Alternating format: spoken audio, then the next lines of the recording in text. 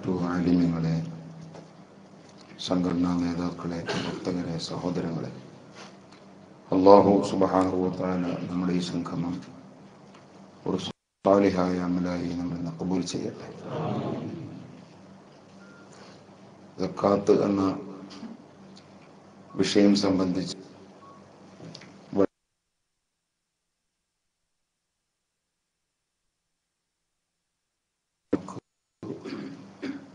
ഇവിടെ ഉള്ളൂ. ഇസ്ലാമിന്റെ നിയമങ്ങൾ പരിശോധിക്കുമ്പോൾ മൊത്തം നമുക്ക് ആ നിയമങ്ങൾ ബന്ധപ്പെടുന്ന മേഖലകൾ മൂന്നായി തരംതിരിക്കാം. ഒന്ന്, നമ്മുടെ ഖൽബുമായി ബന്ധപ്പെട്ട് കിടക്കുന്ന നിയമങ്ങളാണ്. അതാണ് വിശ്വാസപരമായ കാര്യങ്ങൾ, അഖായിദുദ്ദീൻ എന്ന് പറയുന്നത്. ദീനിന്റെ വിശ്വാസ പ്രമാണങ്ങൾ, അതാണ് അടിത്തറയും അടിസ്ഥാനവും. ആ അടിത്തറ ഉണ്ടെങ്കിൽ മാത്രമേ ഇസ്ലാമിന്റെ മറ്റ് കാര്യങ്ങൾക്ക് നിലനിൽപ്പ് ഉണ്ടാവുകയുള്ളൂ. അതാണ് അന്നൽ ഈമാന ഉസ്സുൽ, ഈമാൻ അടിത്തറയാണ് എന്നാണ്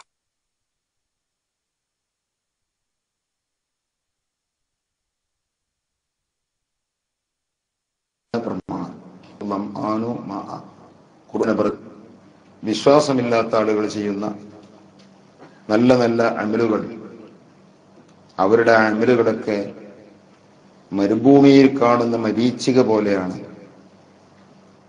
കാണുമ്പോൾ പെട്ടെന്ന് ദാഹിച്ചവശനായ മനുഷ്യൻ അത് വെള്ളമാണെന്ന് മനസ്സിലാക്കും.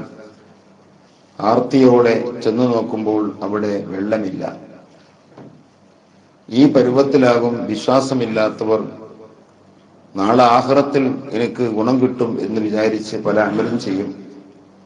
പക്ഷേ ആഖിറത്തിലെത്തുമ്പോൾ ആ അമല് കൊണ്ട് ഫലം ലഭിക്കില്ല. കാരണം അസുലായ അടിസ്ഥാനമായ വിശ്വാസമില്ല. രണ്ടാമത്തെ കാര്യം, ആ വിശ്വാസം ശരിപ്പെട്ടാൽ പിന്നെ ശരീരം കൊണ്ട് ചെയ്യുന്ന അമലുകളാണ്. നിസ്കാരം, നോമ്പ്, ഹജ്ജ് തുടങ്ങിയതൊക്കെ അവന്റെ ശരീരം കൊണ്ടെടുക്കുന്ന അമലാണ്. മൂന്ന്, അവന്റെ സമ്പത്തുമായി ബന്ധപ്പെട്ട് കിടക്കുന്ന നിയമങ്ങളാണ്. ഈ മൂന്നിലും ഉള്ള നിയമങ്ങൾ പാലിക്കുമ്പോഴാണ് മനുഷ്യൻ മുത്തഖിയാവുന്നത്. അതാണ് ദാലിക്കൽ കിതാബു ലാ റൈബ ഫീഹി ഹുദൽ ലിൽ മുത്തഖീൻ എന്ന് പറഞ്ഞിട്ട് ആരാണ് മുത്തഖി? അല്ലദീന യുഅ്മിനൂന ബിൽ ഗൈബ്. ആദ്യം വിശ്വാസ കാര്യങ്ങളെ കുറിച്ച് പറഞ്ഞു. വൈബായ അദൃശ്യമായ കാര്യങ്ങളെ കൊണ്ട് വിശ്വസിക്കുന്നവർ. ഈമാനുള്ള കാര്യം അതാണല്ലോ, ഹബീബായ നബി തങ്ങൾ കൊണ്ടുവന്ന കാര്യങ്ങളാണ്. അത് നമ്മുടെ യുക്തിയും ബുദ്ധിയും അംഗീകരിക്കുന്നുണ്ടോ ഇല്ലയോ നോക്കിയിട്ടല്ല. നമ്മുടെ യുക്തിക്കും ബുദ്ധിക്കും കൊലപ്പെട്ടാലും ഇല്ലെങ്കിലും നബി സല്ലല്ലാഹു അലൈഹി വസല്ലം തങ്ങൾ അല്ലാഹുവിൽ നിന്ന് കൊണ്ടുവന്നത് എന്ന് അറിയപ്പെട്ട സർവ്വകാര്യങ്ങളിലും ഹബീബായ നബി തങ്ങളെ വിശ്വസിക്കുക തന്നെ വേണം. അതിനാർ തയ്യാറാണോ അവൻ മുഅ്മിനാണ്, അതിനാർ തയ്യാറല്ല അവൻ മുഅ്മിനാവുകയില്ല. അതുകൊണ്ടല്ലേ ഖുർആൻ എത്ര തുറന്നാ പറഞ്ഞ് ഫമൻ ശാഅ ഫൽയുമിൻ വമൻ ശാഅ ഫൽയക്ഫുർ. യാതൊരു നിലക്കുള്ള അടിച്ചേൽപ്പിക്കലില്ല. ഇത് വിശ്വസിക്കാൻ ആർക്ക് കഴിയും? അവൻ വിശ്വസിച്ചു കൊള്ളട്ടെ. ഇല്ലേ അവന് വഴിക്ക് പോകാം. പക്ഷെ അതിന് തിക്തഫലം അവൻ പിന്നെ കണ്ടെത്തുമെന്ന് തൊട്ട് തന്നെ അല്ലാഹു തആല പറയുന്നുണ്ട്. അപ്പൊ ഏതായിരുന്നാലും ഒന്നാമത് വിശ്വാസ കാര്യങ്ങൾ പറഞ്ഞു. രണ്ടാമത് പറഞ്ഞു യഖീമൂന സ്വലാ, നിസ്കാരത്തെ നിലനിർത്തിപ്പോരുന്നവർ. അത് ശരീരം കൊണ്ടെടുക്കുന്ന അമലുകളിൽ നിന്ന് അതിന്റെ റിസാണ്, അതിന്റെ തലയാണ് നിസ്കാരം എന്ന നിലക്കാണ് നിസ്കാരത്തെ മാത്രം പറഞ്ഞത്. അതൊരു തലവാചകം പോലെയാണ്. ശരീരം കൊണ്ടെടുക്കുന്ന എല്ലാ അമലിലേക്കുള്ള സൂചനയാണ് യഖീമൂന സ്വലാ എന്ന് പറയുന്നത്. മൂന്നാമത് പറഞ്ഞ് ഞാൻ ചുരുക്കി പറയാം, വമിമ്മാ റസഖ്നാഹും യുൻഫിഖൂൻ വയുത്തൂന സക്കാ എന്നല്ല പറഞ്ഞ്. അവിടെ അങ്ങനെ പറഞ്ഞ സ്ഥലങ്ങളുണ്ട്. ഇവിടെ അല്ലാഹു തആല പറഞ്ഞത് സക്കാത്തിനെ കൊടുക്കുന്നവരും എന്നല്ല, പിന്നെയോ നമ്മൾ കൊടുത്തതിൽ നിന്ന് അല്പം ചെലവാക്കുന്നവർ. അള്ളാഹുവിന്റെ പ്രയോഗം ഉണ്ടോ? നമ്മൾ കൊടുത്തത് ഒമിമ്മാ റസഖ്നാഹും, നാം അവർക്ക് കൊടുത്തതാണ്. കൊടുത്ത ഞാനാണ് പറയുന്നത്, അതിൽ നിന്ന് ഒരു ശതമാനം നിങ്ങൾ കൊടുക്കണം അവകാശികൾക്ക്. അപ്പൊ അള്ളാഹു തആല എന്ത് പറഞ്ഞില്ല അവിടെ? യുത്തൂന സക്കാ, നിക്കാരം നിലനിർത്തുന്നവരും സക്കാത്തിനെ കൊടുത്തു വിട്ടുന്നവരും എന്ന് പറയാതെ അതിന്റെ ശൈലി ഒന്ന് മാറ്റി, നാം അവർക്ക് കൊടുത്തതിൽ നിന്ന് അവർ ചെലവഴിക്കും. അപ്പൊ ചെലവഴിക്കുമ്പോ രണ്ട് കാര്യത്തിലേക്ക് സൂചനയാണ്. ഒന്ന്, എന്റെ കഴിവും ഈ ഫോണൊക്കെ ഒന്ന് സൈലന്റ് ആക്കി വെച്ചാൽ വളരെ ഉപകാരം. ഞാൻ ഇവിടെ മാത്രമല്ല, സ്റ്റേറ്റ് കമ്മിറ്റി കൂടുമ്പോൾ പറയുന്നുണ്ട്, ഫോൺ എന്താക്കണം. ഞാൻ എന്റെ ഫോൺ തന്നെ സൈലന്റ് മാത്രമല്ല വണ്ടിയിൽ ഇട്ടുകാണ്ട് പോരില്ല. അതാ കുറെ ആൾ വിളിച്ചാൽ കിട്ടി വിചാരിച്ചത്. വിളിച്ചാൽ കിട്ടാത്തതിന്റെ കാരണം എന്താ? എനിക്കവിടെ ഞാനവിടെ മീറ്റിംഗാവും. വരുന്ന ഫോണൊക്കെ ഞാൻ അറ്റൻഡ് ചെയ്താൽ പിന്നെ മീറ്റിംഗ് എടുക്കും. അപ്പൊ ഞാൻ എന്ത് ചെയ്യും? നമ്മളെ കാറിലിട്ട് പോകും. അപ്പൊ എന്ന് പറഞ്ഞ പോലെ ഇവിടെ എല്ലായിടത്തും ഉണ്ടാകുന്ന ഒരു പ്രശ്നം എന്താ? ഇതൊരു സൈലന്റിനും കൊടുക്കൂല. ഫോൺ അങ്ങനെ വരും, വരുന്ന ഫോണിനൊക്കെ അറ്റൻഡ് ചെയ്യും. തിരിച്ചൊന്ന് പിടിച്ചിട്ട് ഉറക്കാർത്താൻ പറഞ്ഞ സവടക്കയില്ലേ, ആരും കേൾക്കാതാക്കാൻ വേണ്ടി അലോറിന് ഇങ്ങനെ ആക്കിയുണ്ട്.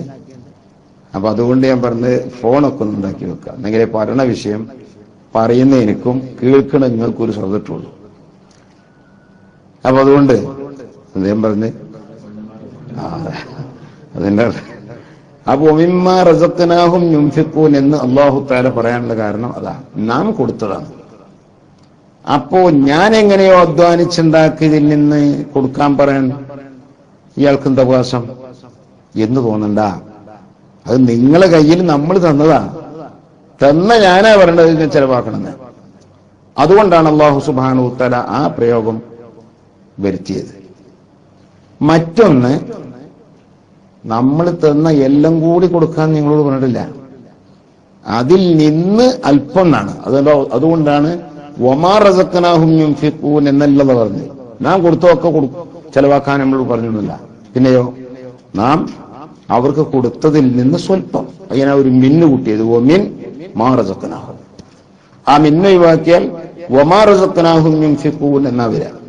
അപ്പൊ അല്ലാഹു തആല മിന്നവിടെ കൂട്ടി കൊടുത്തത് മുഴുവനും കൂടി ചെലവാക്കുന്നതിനോട് പറഞ്ഞിട്ടില്ല, ഒരു ശതമാനം, ഒരല്പം. അതുകൊണ്ടല്ലേ വഫി അംവാലിഹിം ഹഖ്ഖുൽ ലിസ്സാഇലി വൽ മഹ്റൂം.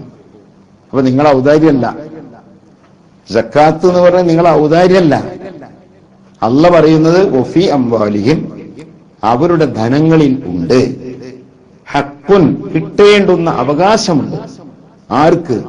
ലിസ്സാഇലി, ചോദിച്ചു വരുന്നവരുണ്ട്. ചിലപ്പോ വൽ മഹ്റൂം, അവർ ചോദിക്കാന്നുണ്ടാവില്ല. അവരെ നമ്മൾ മനസ്സിലാക്കി കണ്ടെത്തി അവർക്ക് അങ്ങോട്ട് കൊടുക്കണം. അപ്പൊ അവകാശികൾ എന്ന് പറഞ്ഞാൽ ചോദിച്ചു വരുന്നവർ മാത്രമല്ല. നമ്മുടെ നാട്ടിലെ അങ്ങനെ ഒരു ധാരണ ഉണ്ട്. ഞാൻ വിഷയത്തിലേക്ക് എത്തുന്നതിന് മുമ്പ് അത് ഒന്ന് പറയാം. എന്താ, പൊതുവെ 25,000-നോടൊപ്പിച്ച് സക്കാത്ത് കൊടുക്കുക, അതങ്ങനെ ഒരു എന്തായി വന്നു. എന്നിട്ടോ എന്താ എങ്ങനെയൊക്കെ കൊടുക്കണ കോലം? അവന്റെ സക്കാത്തെല്ലാം കൂടി കൂട്ടി നോക്കിയാൽ അത് മുഴുവൻ കൊടുക്കുകയാണെങ്കിൽ കോടികൾ സക്കാത്ത് കൊടുക്കേണ്ട ആൾക്കാരുണ്ട്. അപ്പോഴേ വരെ മുതലിന്റെ ആസ്തി വരുള്ളൂ. നമ്മൾ പിരിവിന് എന്നാ എപ്പോഴും ഇല്ലായ്മയാണ്. എവിടെ ചെന്നാലും അങ്ങനെയാണ്. വളരെ മോശമാണ്. കഴിഞ്ഞ കൊല്ലം പിന്നെ തിരക്കണ്ട്, കൊല്ലം വളരെ മോശമാണ്. അതെല്ലാ കൊല്ലം പറയും. അത് കച്ചവടക്കാരാണെങ്കിൽ അങ്ങനെ പറയും, കർഷകരാണെങ്കിൽ കൃഷിന്റെ കാര്യത്തിൽ അങ്ങനെ പറയും, നാളികേരം പറിക്കുന്നവരാണെങ്കിൽ അവർ പറയും കഴിഞ്ഞ കൊല്ലം കുറെ നാളികേരമൊക്കെ ഉണ്ടായിരുന്നു, കൊല്ലം നാളികേരോട്ട് ഇല്ലേനോട്ട് വരിയില്ല. അപ്പൊ എന്നും അങ്ങനെ പരാതിയാ പറഞ്ഞത്. പക്ഷേ അവരെ സ്വത്തിന്റെ മൊത്തം കൂട്ടി നോക്കിയാൽ, അല്ലെങ്കിൽ ഒരു സക്കാത്ത് നിർബന്ധമായ സംഗതി ഒട്ടാ കൂട്ടി നോക്കിയാൽ എത്ര കൊടുക്കാണ്ടെന്ന് വെച്ചാൽ ഇപ്പൊ ലക്ഷങ്ങൾ കൊടുക്കാണ്ടാവും. അവരെന്താ ചെയ്യുന്നത്? ഈ 25,000 അന്ന് കുറച്ച് ആൾക്കാരൊക്കെ വരും. അപ്പൊ അതിന് നല്ല ബാങ്കിൽ പോയിട്ട് പുതിയ നോട്ട് 10ന്റെ ഒരു കെട്ട്, 1000 ഉറുപ്പിയാണ് ഇപ്പൊ 10ന്റെ ഒരു കെട്ട് ഒരു വേണ്ടു. പിന്നെ 50 രൂപ കിട്ടും, അത് 5000, ഒന്നും 6000 ആയിപ്പോ. പിന്നെ 100ന്റെ ഒരു കിട്ടും, അത് 10,000. ഇപ്പൊ എത്ര റുപ്യ? 16,000 റുപ്യ കൊണ്ടുള്ള സക്കാത്ത് ഫുള്ളായി. എങ്ങനെയാണ്? കുറച്ച് ഭേദപ്പെട്ട ആൾ വരുമ്പോ 100ന്റെ ഒരു നോട്ട് എടുത്തു കൊടുക്കും. അതിന്റെ താഴെ ഉണ്ടാവും ചിലപ്പോ വല്ല തള്ളാരൊക്കെ വരുമ്പോ, എല്ലാ കൊല്ലം വരുന്നൊരു സ്ത്രീയാണ്, അപ്പൊ വരുമ്പോ അവർക്ക് ഒരു 50 റുപ്യ കൊടുക്കും. പിന്നെ രാവിലെ വരുന്ന ഈ കുട്ടികളുണ്ട്, അവർക്ക് പടക്കം വാങ്ങാൻ കാശിനാ ഓല് വരുന്നേ, ഓൽക്ക് 10 റുപ്യ കൊടുക്കും. എന്നപ്പൊ സക്കാത്ത് ഖലാസ്. എത്ര ആളുകൾ സക്കാത്തിന്റെ വിഷയത്തിൽ വീഴ്ച വരുത്തുന്നവർ.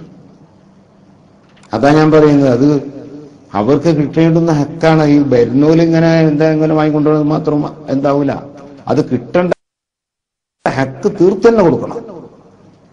അത് ഏതൊക്കെ വിഷയത്തിലാണെന്ന് വളരെ ചുരുക്കിയാൻ പറയാം. ഒന്നാമതായി, സക്കാത്ത് എന്ന പദപ്രയോഗത്തിൽ തന്നെ 2 കാര്യത്തിലേക്ക് സൂചനയുണ്ട്. ഒന്ന്, സക്കാത്ത് എന്നതിന്റെ ഭാഷാ അർത്ഥം, ഒരർത്ഥം ശുദ്ധി വരുത്തുക എന്നാണ്.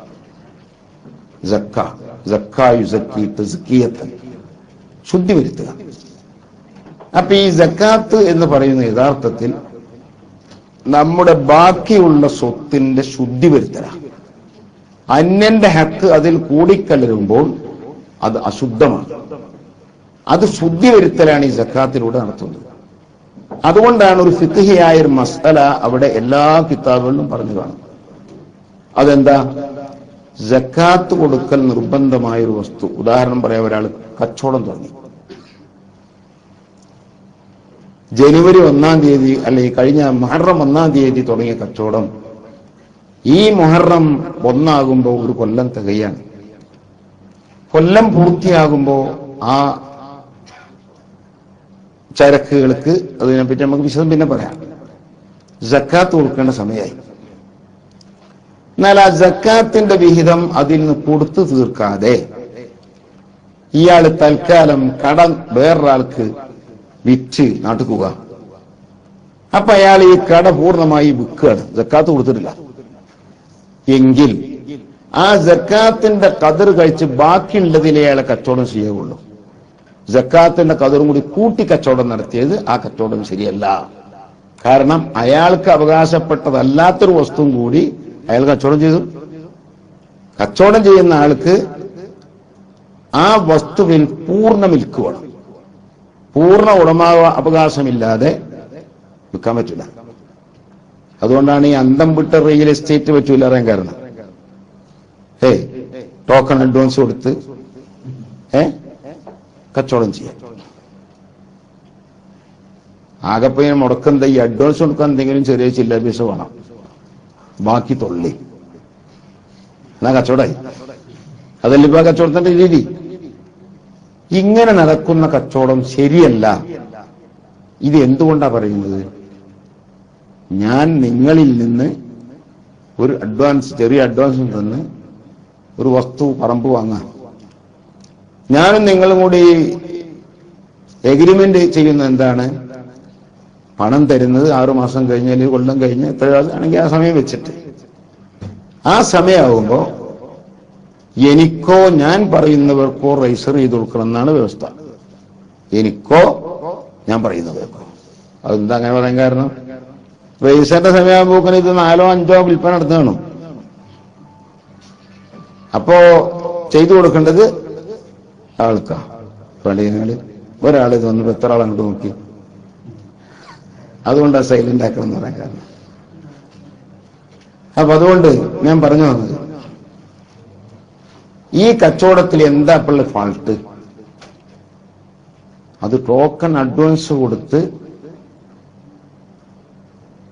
ഇവൻ ആ വസ്തു കച്ചവടം ചെയ്താൽ ആ വസ്തുവിലുള്ള പൂർണ്ണമായ മിൽക്ക്, ഉടമാവകാശം അവന് ലഭിച്ചിട്ടില്ല. അവന് ലഭിക്കണമെങ്കിൽ കൈവശം കൂടി അവന് ചിന്തിച്ചിരിക്കണം.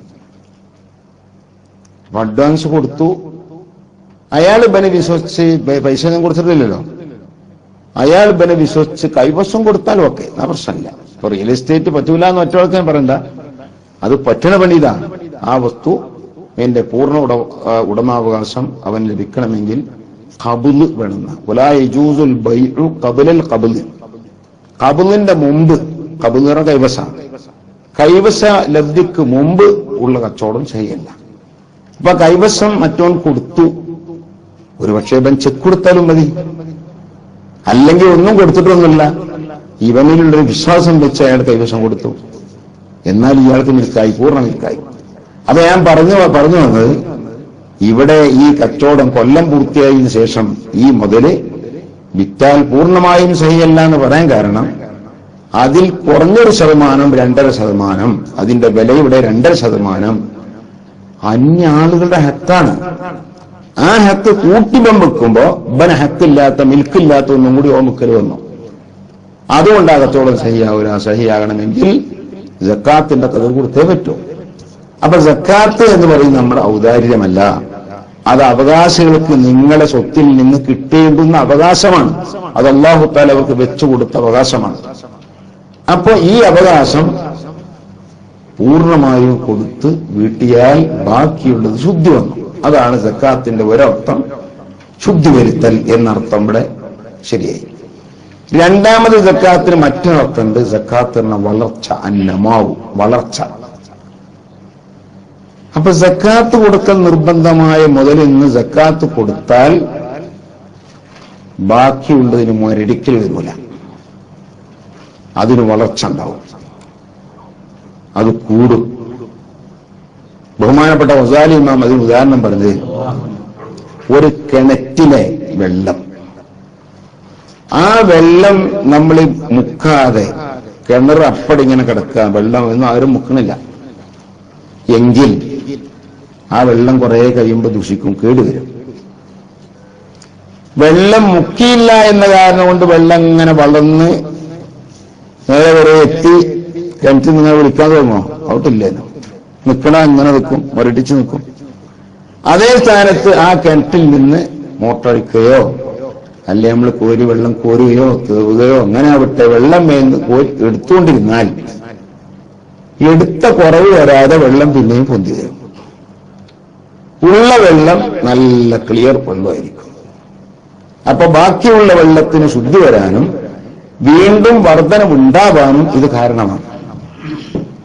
അപ്പൊ വെള്ളത്തിന്റെ അതേപോലെയാണ് സക്കാത്തിന്റെ കാര്യം. പലപ്പോഴും ഇവിടെ വെളുപ്പോഴും വരുമ്പോ പലരും ചോദിക്കുന്ന ഒരു സംഗതി എന്താ, കച്ചവടം വലിയ കച്ചവടം ഉസ്താദേ, പക്ഷെ കച്ചവടത്തിന്റെ കള്ളി കേൾക്കണം. ആ ചരക്കുള്ള അത്ര പോലെ കട നമ്മൾ കൊടുക്കാനുണ്ട്. പൈസ എവിടെ കൊടുക്കാനുണ്ട്? ചരക്ക് വാങ്ങിയെടുത്തൊക്കെ പൈസ കൊടുക്കാനുണ്ട്. അതൊന്നും പൈസ കൊടുത്ത് വാങ്ങിയ ചരക്കല്ല, ഒക്കെ കടാണ്. അപ്പൊ നമ്മളെ ഈ കടയിലുള്ള സാധനങ്ങളെല്ലാം വിലക്കെട്ടി സക്കാത്ത് കൊടുക്കുമ്പോൾ വലിയൊരു എമൗണ്ട് കൊടുക്കാണ്ടാവും. നമ്മളാണെങ്കിലോ ഒരുപാട് സ്ഥലത്ത് ചരക്കെടുത്ത് കൊടുത്ത് പൈസ കൊടുക്കാനും ഉണ്ട്. അപ്പൊ കൊടുക്കാനുള്ള പൈസന്റെ കതിർ കഴിച്ച് വല്ലതും ഉണ്ടെങ്കിലല്ലേ എന്ത് കൊടുക്കേണ്ടതുള്ളൂ, സക്കാത്ത് കൊടുക്കേണ്ടതുള്ളൂ. പലരും ചോദ്യ, അല്ല അത് പറ്റൂല, ഈ ചരക്ക് നിങ്ങളുടെ ചരക്കാ, ആ ചരക്കിന്റെ സക്കാത്ത് ഫുള്ള് നിങ്ങൾ കൊടുക്കന്നെ വേണം. നിങ്ങൾ കൊടുക്കാനുള്ളയിടത്ത് കൊടുക്കാനുണ്ട് എന്നത് നിങ്ങളുടെ ഒരു ബാധ്യതയാണ്. ആ ബാധ്യത ഈ ചരക്കുമലല്ല. ഈ ചരക്കമ്മൽ അവകാശം ബന്ധപ്പെട്ടു പോയി കൊല്ലം ചുറ്റെത്തിയാൽ അതേ സ്ഥാനത്ത് നിങ്ങൾ കൊടുക്കേണ്ടത് നിങ്ങളുടെ പെരടിയിലുള്ള വേറൊരു സംഗതിയാണ്. അപ്പോൾ തിരിച്ചു ചോദ്യം, അങ്ങനെ ആവുമ്പോ കടത്തുകൂടെ കടവില്ലേ? നേരത്തെ കുറെ കൊടുക്കേണ്ടത് കടം, ഇപ്പൊ സക്കാത്ത് കൊടുക്കാമെങ്കിൽ അതും കടവും. അപ്പൊ കടത്തുകൂടെ കടവില്ലേ ഉസ്താദേ? ഇങ്ങനെയൊക്കെ ഇസ്ലാം പറഞ്ഞോളൂ. ഒരാൾ ചോദിച്ചതാ, ഇങ്ങനെയൊക്കെ ഇസ്ലാം പറയും. ദീന് പറഞ്ഞാലും വളരെ എളുപ്പമാണെന്നാണ് എല്ലാവരും പറഞ്ഞു. അദ്ദീന് യുസൂർന്ന് അദ്ദേഹം പറയാൻ അറിയില്ല. അദ്ദീന് യുസൂർന്നല്ലേ, മനസ്സിലായ? അതിനുള്ള മറുപടി അപ്പൊ ഈ പറഞ്ഞു. ഗസാലിമാൻ പറഞ്ഞ മറുപടി അതിനുള്ള മറുപടിയാണ്. കൊടുത്താൽ അതും കൂടി കടാവും എന്നത് നിന്റെ പേടി, നിന്റെ ധാരണയാണ്. കൊടുക്കാനുള്ള ഹക്കാണ്. കൊടുത്താൽ നീ അറിയാത്ത മാർഗത്തു കൂടെ കച്ചവടത്തിന് അല്ലാഹു തആല വർധനമാണ് തരും. അങ്ങനെ എത്ര ആളുകളുണ്ട്? ഞാൻ തന്നെ ഇവിടെ ഈ വീൽ വന്നപ്പോ ഒരു സമയത്തിനോട് അയാൾ പറഞ്ഞു, ഉസ്താദെ ഭയങ്കര കടത്തുപെട്ടിരുന്നു, ആകെ ഒന്നിച്ച് പിടിച്ചു. അയാൾ മറ്റേ എന്തോ ഒരു പരിപാടിന്റെ ആളായിരുന്നു. 3 കോടി ഒന്നിച്ച് പോയി പറഞ്ഞു. നമുക്ക് കേട്ടപ്പോ ബേജാറില്ല. 3 കോടി. പിന്നെ വന്നപ്പോ 6 മാസം കഴിഞ്ഞ് പിന്നെയും വന്നപ്പോ ഞാൻ അയാൾ കണ്ടു, അയാൾ വളരെ റാഹത്ത്. എന്തായി? അതൊക്കെ സലാമത്തായി, അൽഹംദുലില്ലാഹ്. 3 കോടി പോയെങ്കിൽ 6 കോടി വേറെ കിട്ടിയില്ലേ? അല്ലെങ്കിൽ സക്കാത്ത് കൊടുക്കാൻ അയച്ചില്ല. ഇപ്പോ 6 മാസമായിട്ടുള്ളൂ. ഒരു കൊല്ലം തേണ്ട് സക്കാത്ത് സമയമാണെങ്കിൽ അതിന്റെ ഇടയ്ക്ക് അല്ലാതെ കൊടുത്തതുണ്ടോ? അപ്പൊ ഞാൻ പറയുന്നത് അത് ചിലരുടെ ഒരു ധാരണയും ഏതുമാണ്. യഥാർത്ഥത്തിൽ കൊടുക്കേണ്ടുന്ന ഹക്ക് അത് കൊടുത്തു കഴിഞ്ഞാൽ അല്ലാഹു സുബ്ഹാനഹു വ തആല അത് ഏതെങ്കിലും ഒരു വഴിയിലൂടെ അതിന് അല്ലാഹു തആല ഏത് കൊടുക്കും, പരിഹാരം കൊടുക്കും, യാതൊരു സംശയമില്ല. അതാണ് ഈ സക്കാത്തിന്റെ പ്രത്യേകത. അപ്പൊ കേവലം സദക്ക പോലെയല്ല. സദക്ക എന്ന് പറഞ്ഞാൽ അവന്റെ ഔദാര്യ. സക്കാത്ത് എന്ന് പറഞ്ഞാൽ ഔദാര്യമല്ല, അത് ഹക്കാണ്. ഈ ഹക്കുകളുള്ള സക്കാത്ത് 2 തരത്തിലുള്ള സക്കാത്താണ്. ഒന്ന് ശരീരത്തിന്റെ സക്കാത്ത്, 2 ധനത്തിന്റെ സക്കാത്ത്. ശരീരത്തിന്റെ സക്കാത്ത് എന്ന് പറഞ്ഞാൽ ആകെ ഫിത്ർ സക്കാത്താണ്. അത് ഇമാം ഷാഫി തങ്ങളുടെ ഉസ്താദായ വക്കീൽ റളിയല്ലാഹു അൻഹു പറഞ്ഞത്, നിസ്കാരത്തിൽ സംഭവിക്കുന്ന ചെറിയ ന്യൂനതകൾ അത് പരിഹരിക്കാൻ വേണ്ടി ശറഅക്കപ്പെട്ടു സഹ്വിന്റെ സുജൂദ്. അബാൽ സുന്നത്ത് പറഞ്ഞ ചില സുന്നത്തുണ്ട്. ആ സുന്നത്ത് നഷ്ടപ്പെട്ടു പോയാൽ അത് വീണ്ടെടുക്കാനൊരു വഴിയാണ് സഹ്വിന്റെ സുജൂദ് എന്ന് പറയുന്നത്.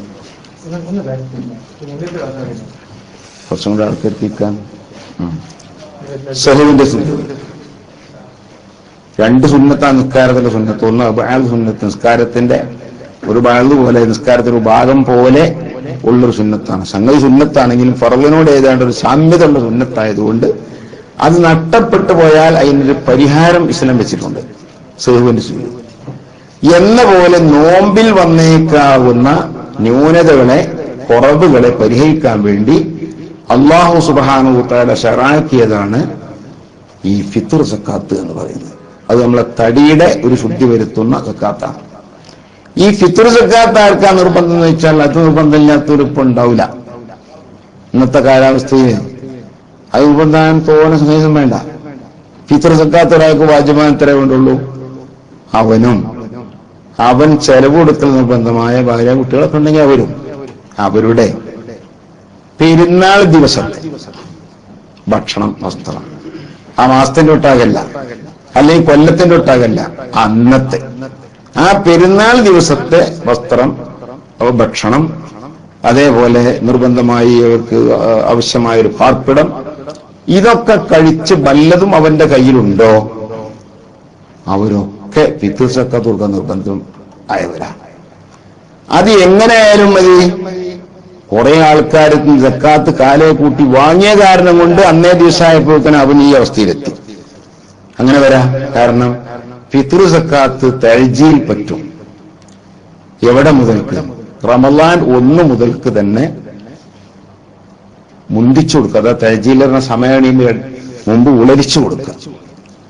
അപ്പൊ സമയം ആകുന്നതിന് മുമ്പ് തന്നെ കൊടുക്കാൻ പറ്റുന്നതാണ് ഫിത്ർ സക്കാത്ത്. മറ്റേ സക്കാത്തുണ്ട്, ഞാൻ വേറെ പറയാം. പക്ഷെ ഇതിന്റെ പരിധി എപ്പോഴാ? ഫിത്ർ സക്കാത്ത് നിർബന്ധമാകുന്ന സമയം ശവ്വാൽ മാസപ്പിറവ് കാണുന്നതോടുകൂടെയാണ്. അപ്പൊ ചെറിയ പെരുന്നാളിന്റെ മാസമാണ് കാണണം, ശവ്വാൽ മാസം. അപ്പോഴേ നിർബന്ധമാണല്ലോ. പക്ഷേ റമളാൻ 1 മുതൽക്ക് തന്നെ സക്കാത്ത് ഇങ്ങനെ കൊടുത്തു തുടങ്ങാം. അപ്പൊ പലരും അങ്ങനെ സക്കാത്ത് കൊടുത്തുകൊണ്ട് ഒരു ചങ്ങായി വാങ്ങി അയാളത്ത് ഒരുപാട് അരിച്ചാക്കുണ്ട്. അതെല്ലാം കൂടി ഇന്ന് വിലക്കെട്ടി വെക്കുമ്പോ പെരുന്നാൾ ദിവസം മാത്രമല്ല, പെരുന്നാൾ മാസം ഒട്ടാകെ കഴിയാനും പൈസ ഉണ്ടാവും. കാരണം ഒരു ചാക്ക ഇരിക്കുക 2200 രൂപ ഇപ്പൊ നമ്മുടെ നാട്ടില്. ഒരു 5 ആക്കോ 10 ആക്കോ അയാളെ കയ്യെത്തിയാൽ എത്ര രൂപയായി? അപ്പൊ അയാളുടെയും അയാൾ ചെലവെടുക്കാൻ നിർബന്ധമായവരുടെയും ഈ ഒരു ദിവസത്തെ ചെലവ് കഴിച്ച് ബാക്കി അയാൾക്ക് വന്നല്ലോ, അയാൾക്ക് സക്കാത്ത് കൊടുക്കണം. ഇതൊന്നും ഉണ്ടതല്ല, എനിക്ക് സക്കാത്ത് കിട്ടിയിട്ടുണ്ടായതാണ്, ആയിക്കോട്ടെ എന്നാലും കൊടുക്കണം എന്നാറണേ. സക്കാത്ത് വാങ്ങിയിട്ടാണ് അയാൾക്ക് ഈ പറഞ്ഞിട്ടുണ്ടായിരുന്നാലും കൊടുക്കണം. അതാണ് ഒഴിവില്ല. ഇനി മൂല്യന്മാര് അവരും ഒഴിവില്ല.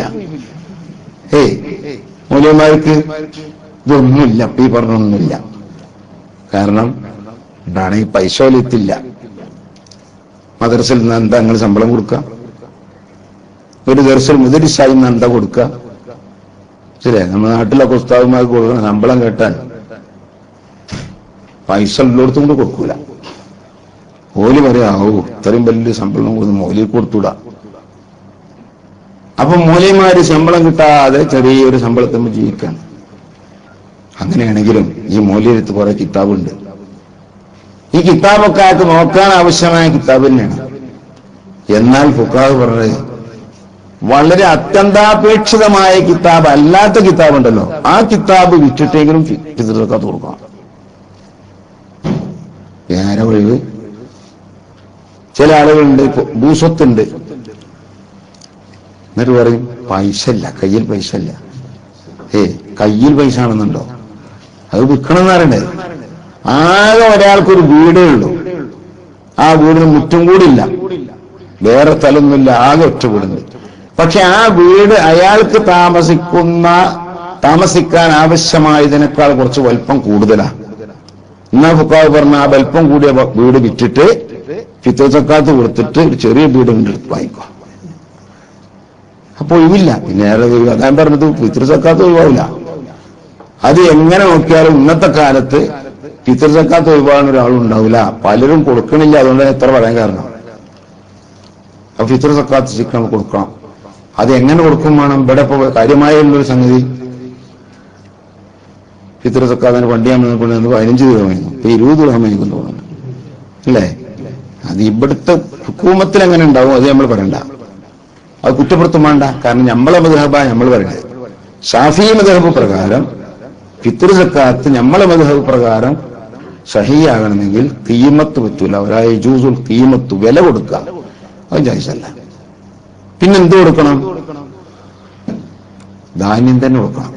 നമ്മളെ നാട്ടിലെ മുഖ്യ ആഹാരമായ, പണ്ട് ശിഹാബുദ്ദീൻ സാലിഹത്തിനോട് 1936 വന്നൊരു ചോദ്യം, അൽ ഫത്താവൽ അസ്ഹരിയ, മൂപ്പര ഫത്താവയാണ്, അതിൽ കാണാം. മൊയ്തീൻ എന്ന പേരിലൂടെയാണ് ചോദിച്ചിട്ടുള്ളത്. ആരാമ്പുറത്ത് മൊയ്തീൻ. ചോദ്യം എന്താണ്? അന്നൊരു വരൾച്ച ഉണ്ടായ കാലഘട്ടം, വലിയ ക്ഷാമം. അപ്പൊ അരിഭക്ഷണം കഴിക്കാൻ ഒരു വൃത്തിയില്ല, അരി കിട്ടണില്ല. പിന്നെ മുഖ്യ ആഹാരമായി പൂളയാണ് ഉപയോഗിക്കുന്നത്. കപ്പ എന്നൊക്കെ നമ്മളെ പല ഭാഷയിലും ഉപയോഗിക്കുന്നുണ്ട്. കൊള്ളി, കപ്പ, പൂള എന്നൊക്കെ പറയാം. നമ്മുടെ നാട്ടിൽ പൂളാറുണ്ട്, അത് ഉപയോഗിക്കുന്നു. വേറെ ചില മുള അരി, മുള കൂത്ത്, അതിൽ അരി ഉണ്ടാവും, ഇതൊക്കെ ഉപയോഗിക്കുന്നു. ഇങ്ങനത്തെ ഒരു സാഹചര്യത്തിൽ വില കൊടുത്താൽ മതിയോ ഫിത്ർ സക്കാത്തിന് പകരമായിട്ട്? മഹാനവറുകൾ കൊടുത്ത മറുപടി, അത് പറ്റില്ല. വില കൊടുക്കൽ ഹനഫി മദ്ഹബാണ്. ഷാഫി മദ്ഹബ് പ്രകാരം വില കൊടുക്കുന്ന പരിപാടിയില്ല. അപ്പൊ ഇങ്ങനത്തെ ഒരു സാഹചര്യത്തിൽ ഏതാണോ അപ്പത്തെ കൂത്തായി വന്നത് അതിൽ നിന്ന് കൊടുത്താൽ മതി. അത് ഇന്നതൊന്നുമില്ല. മുളരി അല്ലാതെ കഴിക്കണം എന്നാ അതിന് കൊടുക്കണം, ഗോതമ്പ് കഴിക്കണം എന്നാ അതിന് കൊടുക്കണം, വാലിബ് കൂത്തിൽ ബലത് എന്നാണ്, എന്നല്ലാതെ വില കൊടുക്കരുത്. അപ്പൊ ഞാൻ പറയുന്നത്, വില കൊടുക്കുന്ന ഒരു സമ്പ്രദായം ഇവിടെയൊക്കെ ഉണ്ടെങ്കിൽ അത് നമ്മൾ എതിർക്കണ്ട.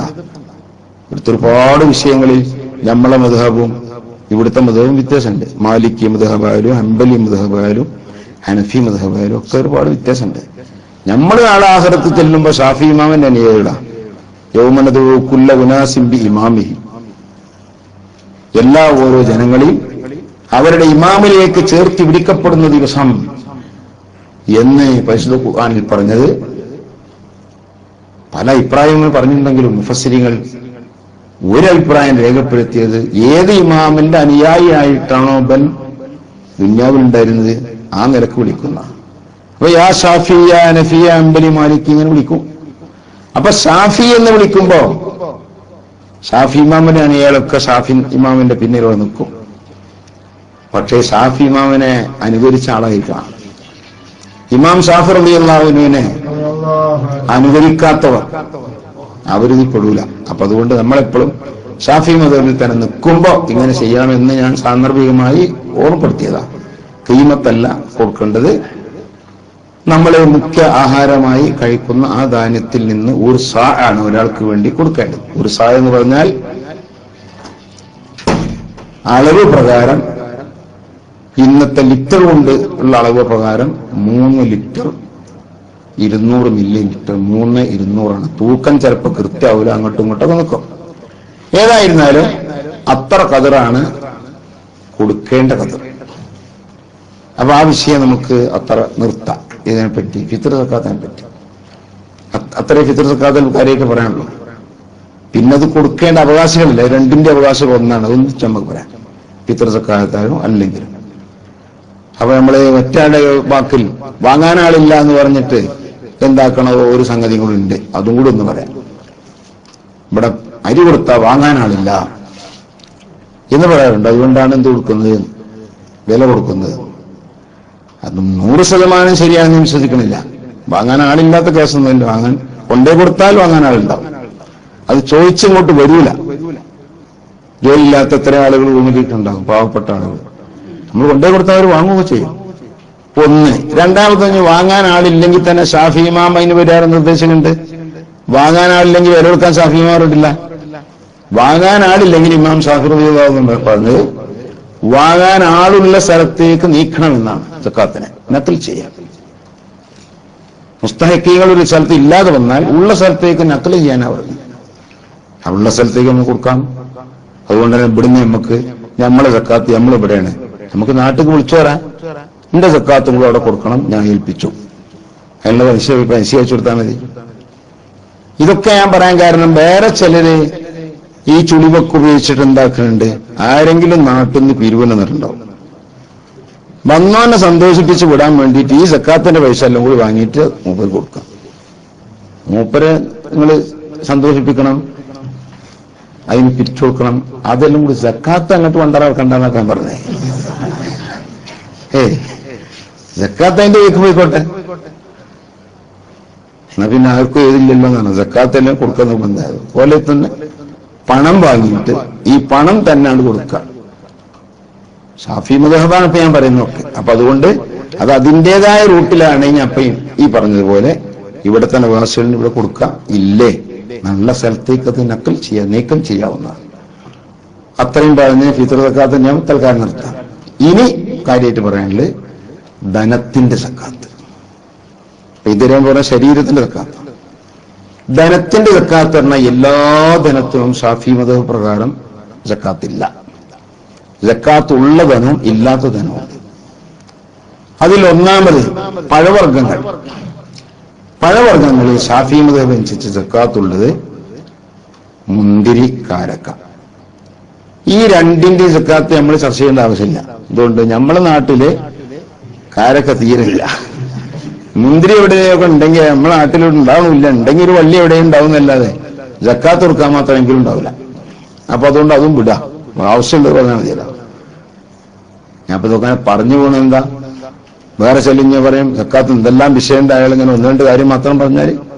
അപ്പൊ ഇതൊക്കെ പറഞ്ഞു പോകും, അങ്ങനെയൊക്കെ സക്കാത്തുണ്ട്. പക്ഷെ നമ്മളിപ്പോ അതിന്റെ കാര്യം തഫ്സീലിലേക്ക് കടക്കേണ്ട ആവശ്യമില്ല. പിന്നെ ഒന്ന് പഴവർഗ്ഗങ്ങൾ ഇത്രേ ഉള്ളൂ, വേറെ ഒന്നും സക്കാത്തില്ല. ഈ രണ്ടെണ്ണത്തിന് മാത്രമേ സക്കാത്തുള്ളൂ. അപ്പൊ നാളികേരത്തിലോ അടക്കയിലോ അല്ലെങ്കിൽ റബ്ബറിലോ ഇതിലൊന്നും സക്കാത്തില്ല. അതേ സ്ഥാനത്ത് ഒരാള് റബ്ബറൊക്കെ വിറ്റിട്ട് പൈസ ഇങ്ങനെ ആക്കി വെച്ചിട്ട് ആ പൈസ ഇങ്ങനെ ബാധിച്ചു, അതിന് കൊല്ലം ചുറ്റെത്തിയാൽ വെറുതെ കിടക്കുന്ന പൈസയാണ്. ഒരു കൊല്ലം ചുറ്റെത്തിയാൽ അതിന് സക്കാത്ത്. അയാൾ ആവശ്യത്തിൽ കവിഞ്ഞ് പൈസ ഉണ്ടായത് കൊണ്ടാണല്ലോ ഈ പൈസ ഇളകാതെ ഒരു കൊല്ലം വരെ അങ്ങനെ വെറുതെ കിടന്നത്. അതുകൊണ്ടാണ് സക്കാത്ത് നിർബന്ധം എന്ന് പറയുന്നത്. അപ്പൊ ആ നിലക്ക് സക്കാത്ത് നിർബന്ധമായി എന്നല്ലാതെ റബ്ബറിന് സക്കാത്ത് അല്ലെങ്കിൽ നാളികേരത്തിന് സക്കാത്ത് അങ്ങനെ സക്കാത്തില്ല. അതോരോ രാജ്യത്തും എന്തുണ്ടാവും. ഞാനൊരു സ്ഥലത്ത് ചെന്നപ്പോ കുറെ പണ്ട് ഒരു 10-25 കൊല്ലം മുമ്പ് അവിടുത്തെ കാര്യമായ വരുമാനം ഈ പുളിയ, വാളംപുളി. അവിടെ മുതലാളിമാര് ഒക്കെ ഈ പുളിന്റെ ഏതാണ്. അപ്പൊ അവിടുത്തെ വരുമാനം അതാണ്. പുളിക്ക് സക്കാത്തുണ്ടാവും, അതില്ല. അപ്പൊ സക്കാത്ത് നിർബന്ധമായത് അല്ലത്. പഴവർഗ്ഗങ്ങളിൽ സക്കാത്ത് നിർബന്ധമായി രണ്ടെണ്ണുള്ളൂ. ഒന്ന് മുന്തിരി, മറ്റൊന്ന് കാരക്ക. പിന്നെ ധാന്യങ്ങളിൽ ഒരുപാട് ധാന്യങ്ങൾ സക്കാത്ത് നിർബന്ധമായതുകൊണ്ട് ഈ നമ്മുടെ നാട്ടിലെങ്കിലും പല രാജ്യങ്ങളിലായി കൂത്തായി ഉപയോഗിക്കപ്പെടുന്നത്. കൂത്ത് എന്ന് പറഞ്ഞാൽ മത്ഊമ് എന്ന് പറഞ്ഞ ഭക്ഷിക്കപ്പെടുന്ന വസ്തുവാണല്ലോ. അതിനേക്കാണ് കുറച്ചും കൂടി ഹ്രസ്വമാണ് കൂത്ത് എന്ന് പറയുന്നത്. കൂത്ത് എന്ന് പറഞ്ഞാൽ അത് ജീവിതത്തിന്റെ ഒരു ഉപാധിയായി. ഇപ്പൊ നമ്മുടെ നാട്ടിൽ നമ്മൾ കൂത്തായി ഉപയോഗിക്കുന്ന വാലിബ് കൂത്ത്, മുഖ്യമായ ആഹാരം അരിയാണ്. അപ്പൊ നെല്ല്, അരി അതൊക്കെ അതിൽപ്പെട്ട. വേറെ ചില രാജ്യങ്ങളിൽ മുഖ്യ ആഹാരം ഗോതമ്പാണ്. വേറെ ചില രാജ്യങ്ങളിൽ മുഖ്യ ആഹാരം ഉഴുന്നാണ്, ഈ ചെറുപയറാണ്, അല്ലെങ്കിൽ കടലയാണ്. അങ്ങനെ പല രാജ്യങ്ങളുണ്ട്. ഇങ്ങനെയൊക്കെ കൃഷി ചെയ്താലും ആ കൃഷിയിൽ ഒരു വർഷത്തിൽ വിളഞ്ഞു കിട്ടുന്നത് അതിന് സക്കാത്തൊരു നിസാബുണ്ട്. ആ നിസാബത്തെ നമ്മുടെ നാട്ടിൽ നെല്ലൊക്കെയാണെങ്കിൽ 120 പറയാണ് പഴയ കണക്കിന്റെ പഴയ കണക്ക് പറയാം. പറ കൊണ്ട് നെല്ലളഞ്ഞിന്നൊരു കാലഘട്ടമുണ്ട്. 120 പറ ഒരു കൊല്ലത്തെ വിളവെടുപ്പിൽ അയാൾക്ക് വരുന്നുണ്ടെങ്കിൽ ഒറ്റ കൃഷിയിൽ കിട്ടിക്കൊള്ളുന്നില്ല, ചിലപ്പോൾ 2 കൃഷി. ചില രാജ്യത്ത് വളരെ എന്തായിട്ട് 3 കൃഷി നടക്കുന്നുണ്ട്. പുഞ്ചകൃഷി കൊണ്ടൊരു കൃഷി കൂടി നടക്കും. അപ്പൊ 3 വട്ടം കൊയ്ത് വന്ന് നെല്ലൊട്ടാകെ കൂട്ടി വെക്കുമ്പോ ഈ കതിറുണ്ടെങ്കിൽ ഇതൊക്കെ കൊടുക്കണം. പക്ഷെ നമ്മുടെ നാട്ടിൽ ഇപ്പൊ അതും ചർച്ചക്ക് എടുക്കേണ്ട ആവശ്യമില്ല. കാരണം കൃഷിയൊക്കെ പോയി, ആളുകളിപ്പോ കൃഷി നടത്തുന്നില്ല. പിന്നെ ഇനിയുള്ളത് ഈ മാസിയത്തിന്റെ സക്കാത്ത.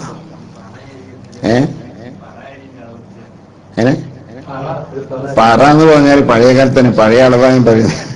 അത് നമ്മളെ നാട്ടില് ഈ ഇപ്പോഴുള്ള ലിറ്റർ ഈ കിലോ ഇതൊക്കെ വരുന്നതിന് മുമ്പ് ഉപയോഗിച്ചിരുന്ന ഒരു അളവ് ആണ്. അത് നാഴി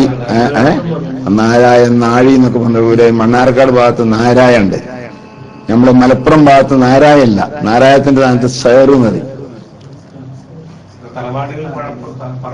അതെ, അതുണ്ട് പറഞ്ഞിട്ട് പഴയ തറവാട്ട് പേരിലൊക്കെ ഇപ്പോഴാണ് പറഞ്ഞത്. ഇന്നിപ്പോ കിലോ കൊണ്ട് കണക്കാക്കണം, എന്റെ ഓർമ്മയില്ല, ഞാൻ പറഞ്ഞുതരാം നോക്കിയിട്ട്. അപ്പൊ ഏതായിരുന്നാലും അന്ന് ഉപയോഗിച്ചിരുന്നൊരു ഏതാണ് ഇപ്പൊ അവർക്ക് അന്നത്തെ ഒരുപാട് അളവ് പാത്രങ്ങൾ അങ്ങനെ വേറെയും ഉണ്ട്. 6 നാഴി കൂടിയാൽ ഒരു ഷെയറായി. അതെ, ഒരു നാരായം എന്ന് പറയുന്നു. അതെ, അങ്ങനെ ഒക്കെ ഒരു കണക്കാണ്, അന്നത്തെ അളവാണത്. ഇപ്പൊ പിന്നെ എല്ലാം തൂക്കണതായതുകൊണ്ട് തൂക്കം കൊണ്ട് പറഞ്ഞാൽ കൃത്യമാവില്ല, എന്നാലും ഏകദേശം ഒരു കണക്ക് ഉണ്ട്. എത്ര കിലോ എന്നെ ഓർമ്മയില്ല. ആ നേരത്തെ പറഞ്ഞ അതെ കൂട്ടിയെടുക്കാം.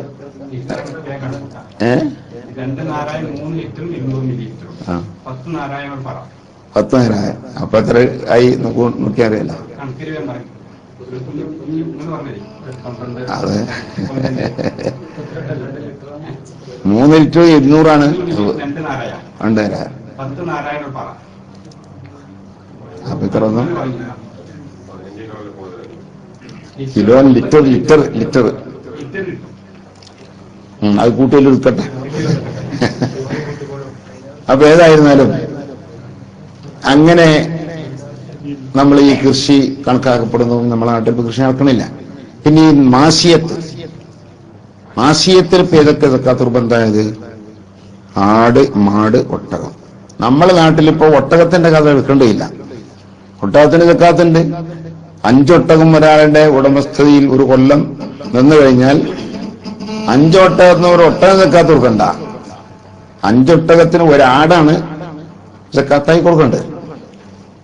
അങ്ങനെ 25 ഒട്ടകം എത്തുന്നത് വരെ 5-ന് ആടിന്റെ എണ്ണം ഇങ്ങനെ കൂടി വരും.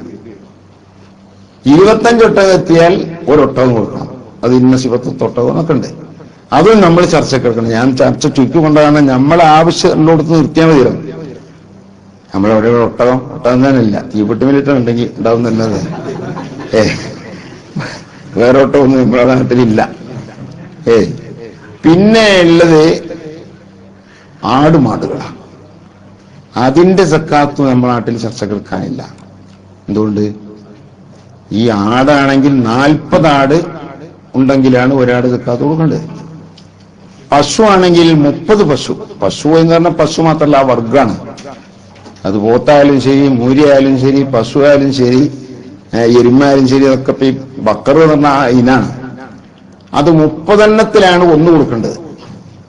പക്ഷെ ഇതെന്തായിരിക്കണം, ഈ 40 30 നമ്മൾ തീറ്റ കൊടുത്ത് വളർത്തുന്നതിൽ സക്കാത്തില്ല. ഫിൽ വനമി സായിമത്തി സക്കാത്ത് എന്നാണ് നബി സല്ലല്ലാഹു അലൈഹി വസല്ലം പറഞ്ഞത്. സായിമത്ത് എന്ന് പറഞ്ഞാൽ നമ്മൾ തീറ്റ കൊടുക്കാതെ അത് സ്വയം മേഞ്ഞ് നടന്ന് അതിന്റെ ഭക്ഷണവും വെള്ളവും ഒക്കെ അങ്ങനെ പോവും. അപ്പൊ നമുക്ക് അതിനെ വളർത്തുന്നതിൽ ചെലവില്ലാത്തത് കൊണ്ട് അള്ളാഹു പറഞ്ഞു, ഒരു ചെലവില്ലാതെ ഇതൊക്കെ എനിക്ക് കിട്ടണത്, അപ്പൊ 1% സക്കാത്ത് കൊടുക്കണം. അതേ സ്ഥാനത്ത് നിന്റെ ചെലവ് അവിടെ വരുന്നുണ്ടോ തീറ്റിപ്പൂറ്റാൻ എന്നതൊക്കെ അതുകൊണ്ടാ. അപ്പൊ അതിൽപ്പെട്ട നമ്മുടെ നാട്ടിലൊക്കെ ഈ ഫാമുകളുണ്ട്. അപ്പൊ ഈ ഫാമുകളിലൊക്കെ ആട് അല്ലെങ്കിൽ പശു, ആടിന്റെ ഫാമുകളാണ് കൂടുതൽ കാണാറുള്ളത്. അവിടെ ആ ആടുകൾക്ക് മേഞ്ഞ് നടക്കാൻ വേണ്ടി വിശാലമായ സ്ഥലം കൂടി വാങ്ങിയിട്ടാണ് ഈ ഫാം നടത്തുന്നവരൊക്കെ നടത്തുന്നത്. അപ്പോ അവരുടെ സ്വന്തം മംലൂക്കായ മിൽക്കുള്ള ഭൂമിയിൽ നിന്ന് പുല്ല് ഒക്കെ തിന്ന് അങ്ങനെ ജീവിക്കുക. അപ്പൊ തീറ്റയായിട്ട് വേറെ നമ്മൾ കൊടുക്കണമെന്നില്ല. എന്നാൽ ഇതിന് സക്കാത്ത് നിർബന്ധമുണ്ടോ ഇല്ലേ? ഇതിനും സക്കാത്ത് നിർബന്ധമില്ല. എന്തുകൊണ്ട്? ഇത് തീറ്റ കൊടുക്കണ അതേ ഹുക്കുമാണ്. എന്തുകൊണ്ട്? തീറ്റയ്ക്ക് വേണ്ടി നമ്മൾ വിലക്ക് വാങ്ങിയ ഭൂമിയാണത്. അപ്പൊ ആ ഭൂമിയിൽ നമ്മൾ പുല്ല് കൃഷി ചെയ്തിട്ട് തീറ്റ കൊടുക്കുന്നതാവട്ടെ, നമ്മൾ കൃഷി കൊടുത്തിട്ടുണ്ടല്ലോ, അത് പ്രകൃതിപരമായി പുല്ലങ്ങനെ മുളച്ചരും, അതിങ്ങനെ ആടുകൾ തിന്നും. രണ്ടായാലും ശരി ഈ ആടുകൾക്ക് സക്കാത്ത് നിർബന്ധാവൂല. കാരണം തീറ്റ കൊടുക്കുന്നതാണ് സായിമത്ത് എന്ന് പറഞ്ഞിട്ടുള്ളത്. സായിമത്ത് എന്ന് പറഞ്ഞാൽ ഇങ്ങനൊന്നും കൂടാതെ വെറുതെ ഇങ്ങനെ അലഞ്ഞിരിഞ്ഞ് നടക്കണേ. ഇവിടെ കമ്മ കാണും, ഒഴിഞ്ഞ സ്ഥലത്ത് അങ്ങനെ നടക്കണ ഒട്ടകങ്ങളൊക്കെ കാണും ഒരുപാട്. ഇങ്ങനത്തെ ഒട്ടകങ്ങളാണെങ്കിൽ ആ ഒട്ടകത്തിലും, മാടുകളാണെങ്കിൽ അതിലും, ആടുകളാണെങ്കിൽ അതിലൊക്കെ സക്കാത്ത് വരും. നമ്മളെ നാട്ടിലെ ഈ ഫാം നടത്തുന്നവരെ സംബന്ധിച്ചിടത്തോളം സക്കാത്ത് വാജിബ് എന്ന് പറഞ്ഞുകൂടാന്നാൻ പറയുന്നത്. കാരണം അവിടെ നമ്മുടെ നാട്ടിൽ അങ്ങനെ സംവിധാനമില്ല, അങ്ങനെ നടക്കാനുള്ള സ്ഥലവുമില്ല. ഓരോരുത്തരും മന്ദൂക്കായ സ്ഥലങ്ങളാ. അങ്ങനെ അയച്ചു വിട്ടാല് ഇന്ന് കുറ്റക്കാരാവും ചെയ്യും. അതുകൊണ്ടാണ് മംലൂക്കായ സ്ഥലത്തേക്ക് ആടുമാടിനേക്കാൾ വിട്ടയച്ചു. അവരെ കൃഷിയോ സംഗതി എന്തേലും ഇത് ആടോ മാടോ ഒക്കെ നഷ്ടപ്പെടുത്തി കേടുവരുത്തി. എന്നാ കേടുവരുത്തിയതിന്റെ ഉത്തരവാദി ഈ മാടിനില്ലെങ്കിലും മാടിന്റെ ഉടമസ്ഥയായ വേറെ മാടുണ്ടല്ലോ, ചില ഓന്റെ മേലിൽ വാജിബാവും. ഓന്റെ വീഴ്ചയാണ് അതിന് കാരണം. അതുകൊണ്ട് ഓന്റെ വീഴ്ച കാണിച്ചതുകൊണ്ട് ബാധ്യത ലമാൻ ഓന്റെ മേലിൽ വരും. അതേ സ്ഥാനത്ത് വീഴ്ച ഓൻ വരുത്തിയിട്ടില്ല. ഓൻ സാധാരണഗതിയിൽ ഒരാടിനെ കെട്ടേണ്ട രൂപത്തിലൊക്കെ കെട്ടിയിട്ടിരുന്നു, അതൊക്കെ ഓൻ ചെയ്യേണ്ടതൊക്കെ ചെയ്തിരുന്നു. പക്ഷെ ആട് പൊട്ടിച്ചു പോയിക്കാൻ അത്ര ശക്തിയുള്ള ആടായിരുന്നു. എന്നാൽ അവന്റെ ബാധ്യതയില്ല. മറ്റവനോട് കുറച്ച് ബാധ്യത. ഒരു കുറിച്ചൊക്കെ വെക്കുമ്പോ അങ്ങനെ മറ്റുള്ളവരും വരാതെ വെക്കാൻ വേണ്ടി ഒരു വേലിയൊക്കെ അതൊക്കെ ശരിക്കും കെട്ടണ്ടേ? അത് കെട്ടാത്ത കുറ്റമായിട്ടുണ്ടല്ലോ. അപ്പൊ പിന്നെ നമ്മളിന് കുറ്റക്കാരാവില്ല. അപ്പൊ ഏതായിരുന്നാലും ഞാൻ പറയുന്നത്, ഇങ്ങനെ ഈ എന്താണ് ആട്, മാട്, ഒട്ടകങ്ങൾ ഇതൊക്കെ സക്കാത്ത് വാജിബാവുന്ന രീതിയിലുള്ള ഒന്നും നമ്മുടെ നാട്ടിലില്ല. ഇപ്പൊ നമ്മുടെ നാട്ടില് ചർച്ചക്കെടുക്കേണ്ട സക്കാത്ത് ആകെ 2 ഇനത്തിൽ ഒതുങ്ങി നിൽക്കും. ഒന്ന് കച്ചവട സക്കാത്ത്. അതാണ് പ്രധാനമായും നമ്മൾ ചർച്ചക്കെടുക്കേണ്ടത്. അത് അന്ന് കുഞ്ഞുമേനോട് പറഞ്ഞപ്പോ, ക്ലാസ്സിനെ പറ്റി പറഞ്ഞപ്പോ ഞാൻ ചോദിച്ചു, ഈ ക്ലാസ് കേൾക്കാനുള്ളത് സക്കാത്ത് കൊടുക്കാനുള്ളവരാണോ വാങ്ങാനുള്ളവരാണോ? വാങ്ങാനുള്ളവർക്ക് ക്ലാസ് കേൾക്കേണ്ട ആവശ്യമില്ല. ഇത് കൊടുക്കേണ്ടവരാണ് ഇത് കേൾക്കാൻ വേണ്ടത്. പക്ഷെ അധിക സ്ഥലത്തും കൊടുക്കേണ്ടവരെ ഇതിന് കിട്ടൂല. ഇത് കേൾക്കാൻ കിട്ടൂല. അല്ല, ഇത് വളരെ എന്തേ ഉണ്ടാവുള്ളൂ. എന്നാലും തോനും കേൾക്കേണ്ട മറ്റവർക്കാണ്. ആരെങ്കിലും ആള് വാങ്ങിപ്പോയതിനല്ല പ്രശ്നം. അപ്പോ എങ്കിലും ആവട്ടെ, കച്ചവടത്തിന്റെ സക്കാത്ത് എന്ന് പറഞ്ഞാൽ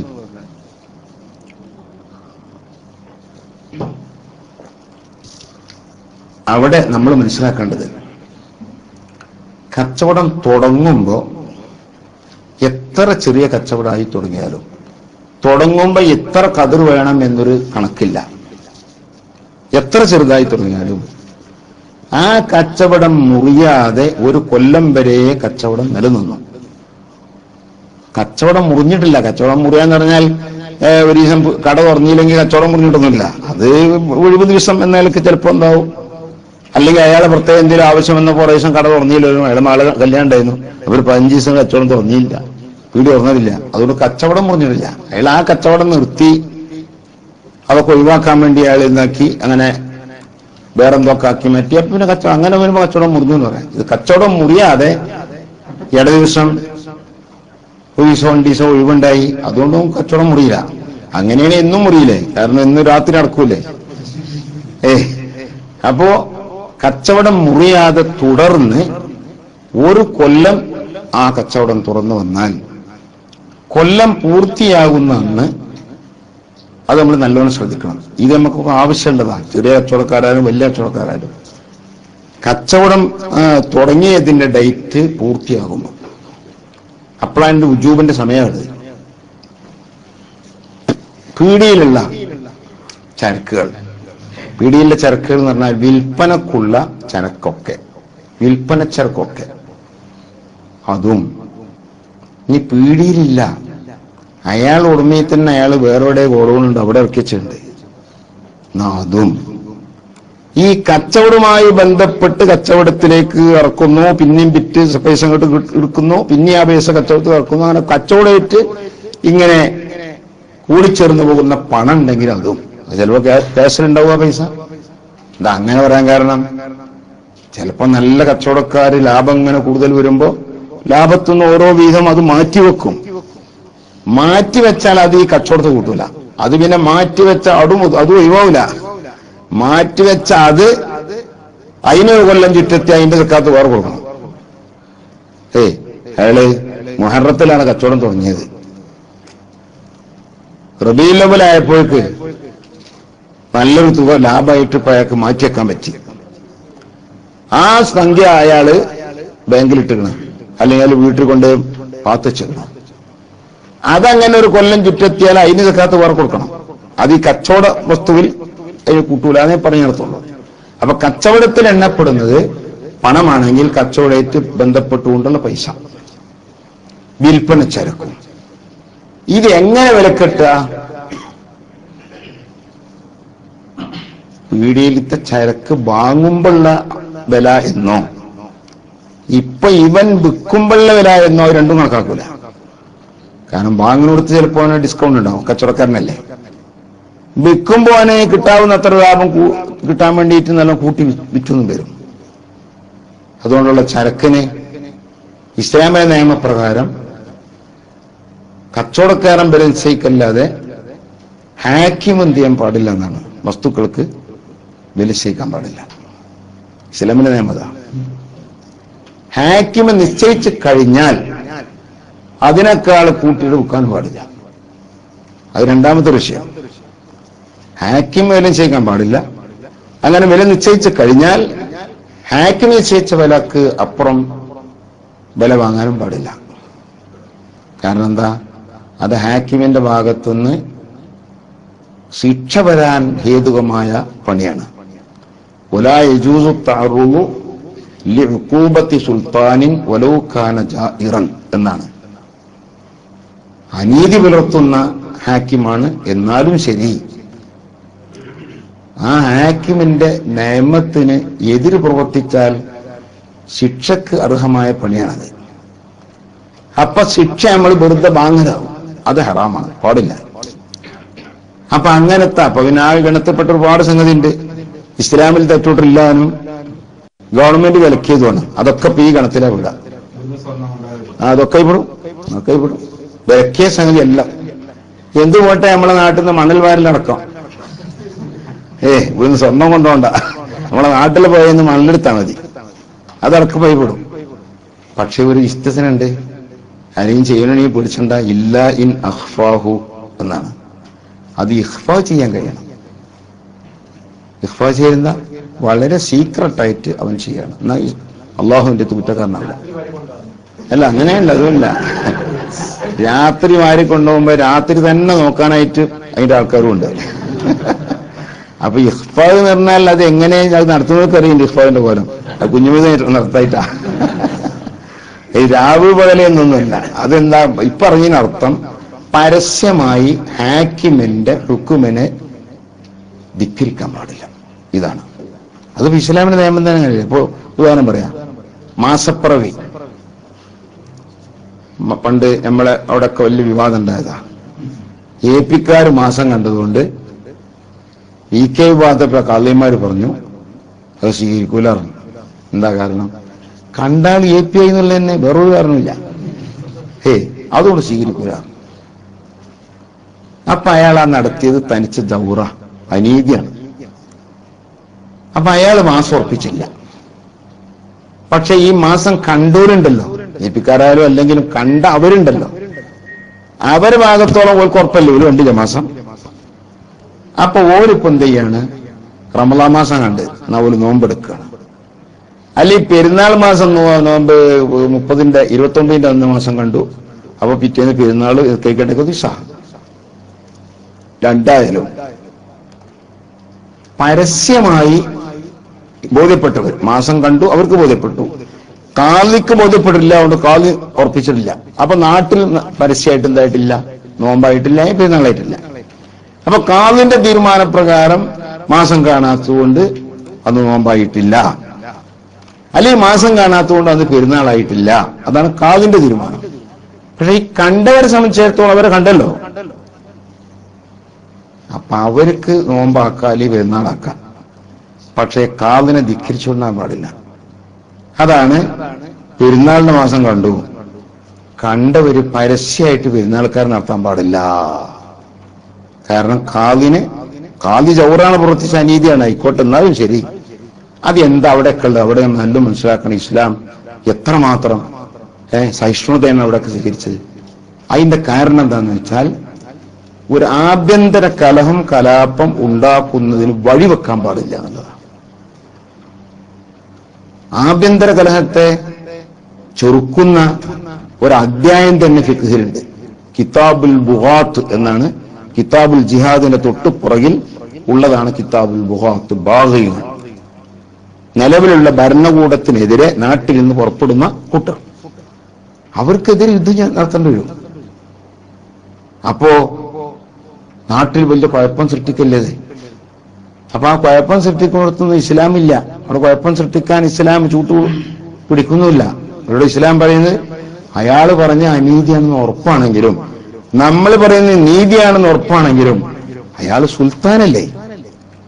സുൽത്താന്റെ നിയമത്തിനെ പരസ്യമായി നമ്മൾ ഒരു ധിക്കാരം പരസ്യപ്രതീകരിച്ചു പോയാൽ അത് കുഴപ്പങ്ങളിലേക്ക് വഴിവെക്കും. അതാണല്ലോ ബഹുമാനപ്പെട്ട ഇമാം ഷാഫി റളിയല്ലാഹു അൻഹു പറഞ്ഞു, ഫാസിഖനെ തുറന്നേക്കിച്ചാൽ നിക്കാരൻ സഹിയാവൂലേ? ജമാഅത്തിനെ കൂലിട്ടില്ല, ഉറപ്പന്നെ നിക്കാരൻ സഹിയാകും എന്നാണ് ഷാഫി പറഞ്ഞത്. അതിന് കാരണം പറയുന്ന മഹാനായ അബ്ദുല്ലാഹി ഇബ്നു ഉമർ റളിയല്ലാഹു അൻഹു ഹജ്ജാജ് ബിൻ യൂസുഫിന്റെ പിന്നിൽ നിന്ന് നിസ്കരിച്ചു എന്നുള്ളതാണ്. ഹജ്ജാജ് ബിൻ യൂസുഫോ വഖഫാ ബിഹി ഫാസിഖ, എമ്പാടും മതിയായ ഫാസിഖ. ഇനി ഫാസിഖെ വേറാണ് തെരഞ്ഞെടുക്കണ്ട. ആ അത്തറ ഫാസിഖ് മൊരന്തമ്മാടിയാണ് ആര്? ഹജ്ജാജ് ബിൻ യൂസുഫ് ആണ്. ആ ഹജ്ജാജ് ബിൻ യൂസുഫിന്റെ പിന്നിൽ ബഹുമാനപ്പെട്ട അബ്ദുല്ലാഹി ഇബ്നു ഉമർ റളിയല്ലാഹു അൻഹു തുടർന്ന് നിസ്കരിച്ചു. അപ്പൊ നിക്കാരത്തിന് ശേഹത്തുണ്ടായി. അപ്പൊ വേറെ ചോദ്യം വരുന്നത്, അങ്ങനത്തെ ഒരു ഫാസിഖിന്റെ പിന്നില് ബഹുമാനപ്പെട്ട ഇബ്നു ഉമർ തുറന്ന് നിസ്കരിച്ച്, അതിന് നമ്മൾ അയിമത്ത് കൊടുത്ത മറുപടി, ഇബ്നു ഉമർ അവിടെ ശ്രദ്ധിക്കപ്പെടുന്ന ആളാണ്. ആ നാട്ടിലെ ഏറ്റവും വലിയ പണ്ഡിതൻ, ജനങ്ങളൊക്കെ കൂടുതൽ ആദരിക്കുന്ന ആള്. അവരെന്താ ചെയ്യുന്നത് ജനങ്ങളൊക്കെ ശ്രദ്ധിക്കുന്ന ആള്. അത് മൂപ്പര് തുറന്ന് നിക്കരിക്കണില്ല. എന്നാൽ ജനങ്ങൾ ഒന്നാകെന്താക്കും? നിക്കരിക്കും. അത് വമ്പിച്ചൊരു ഫിത്നയിലേക്ക് വഴിവെക്കും. അപ്പൊ ഈ നാട്ടിലെ ഇങ്ങനത്തെ ഒരു ആഭ്യന്തര കലഹവും കലാപവും ഉണ്ടാകുന്നതിന് കാരണക്കാരൻ ആരായിപ്പോകും? ഇബ്നു ഉമർ തങ്ങളായിപ്പോകും. അത് വരാതിരിക്കാൻ വേണ്ടി നിക്കരിച്ചു. മനസ്സില്ലാ മനസ്സോടെ നിക്കരിച്ചു. നിക്കാര സിഹത്തിനത് മതിയാനും. എങ്കിലും സൂക്ഷ്മതക്ക് അങ്ങനത്തെ നിക്കാരങ്ങളൊക്കെ മടക്കി നിക്കരിക്കുക, അത് സുന്നത്താ. അപ്പൊ അവിടെയൊക്കെ നോക്കുമ്പോൾ ഇസ്ലാമിന്റെ നിയമങ്ങൾ. അപ്പൊ ഏതാ ഞാൻ പറഞ്ഞു തന്നത്? എന്തിനിപ്പോ വിഷയം കണ്ടെത്തി?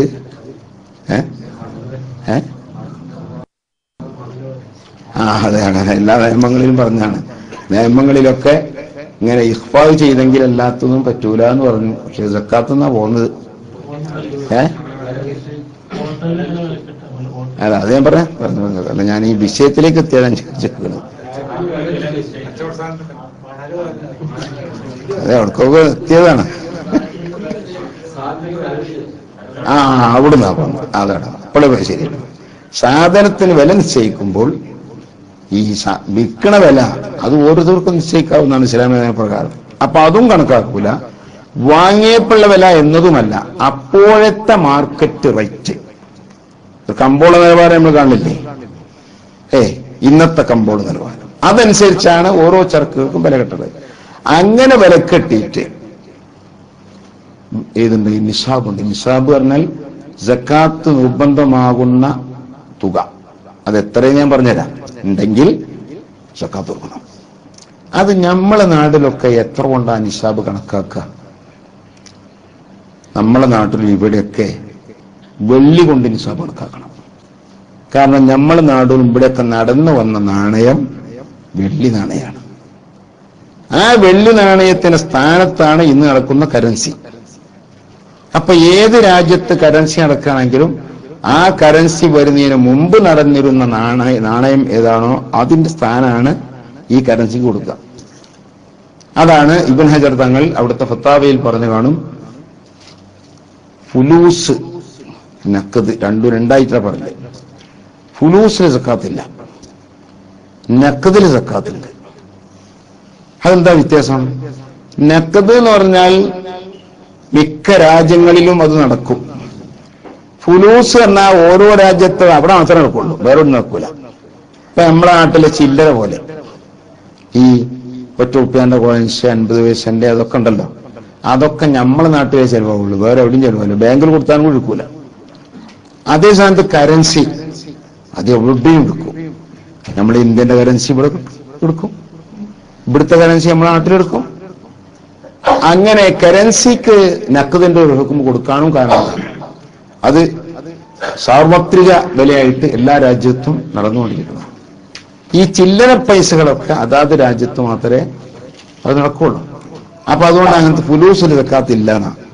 അവിടെ ഇബ്നു ഹജർ പറയുന്നു, ഒരു നാട്ടില് ആ നാട്ടിലുള്ള നഖദ് നടക്കണം അതേപോലെ ആ ഫുലൂസും എല്ലാ രാജ്യത്തും നടക്കുന്നുണ്ട്. അപ്പൊ നഖദിന്റെ അതേ പദവി ഫുലൂസിന് കിട്ടിക്കഴിഞ്ഞാൽ ആ ഫുലൂസിന് ഏതിന്റെ ഹുക്കുമുണ്ട്? ഈ നഖദിന്റെ അതേ ഹുക്കുമുണ്ട്.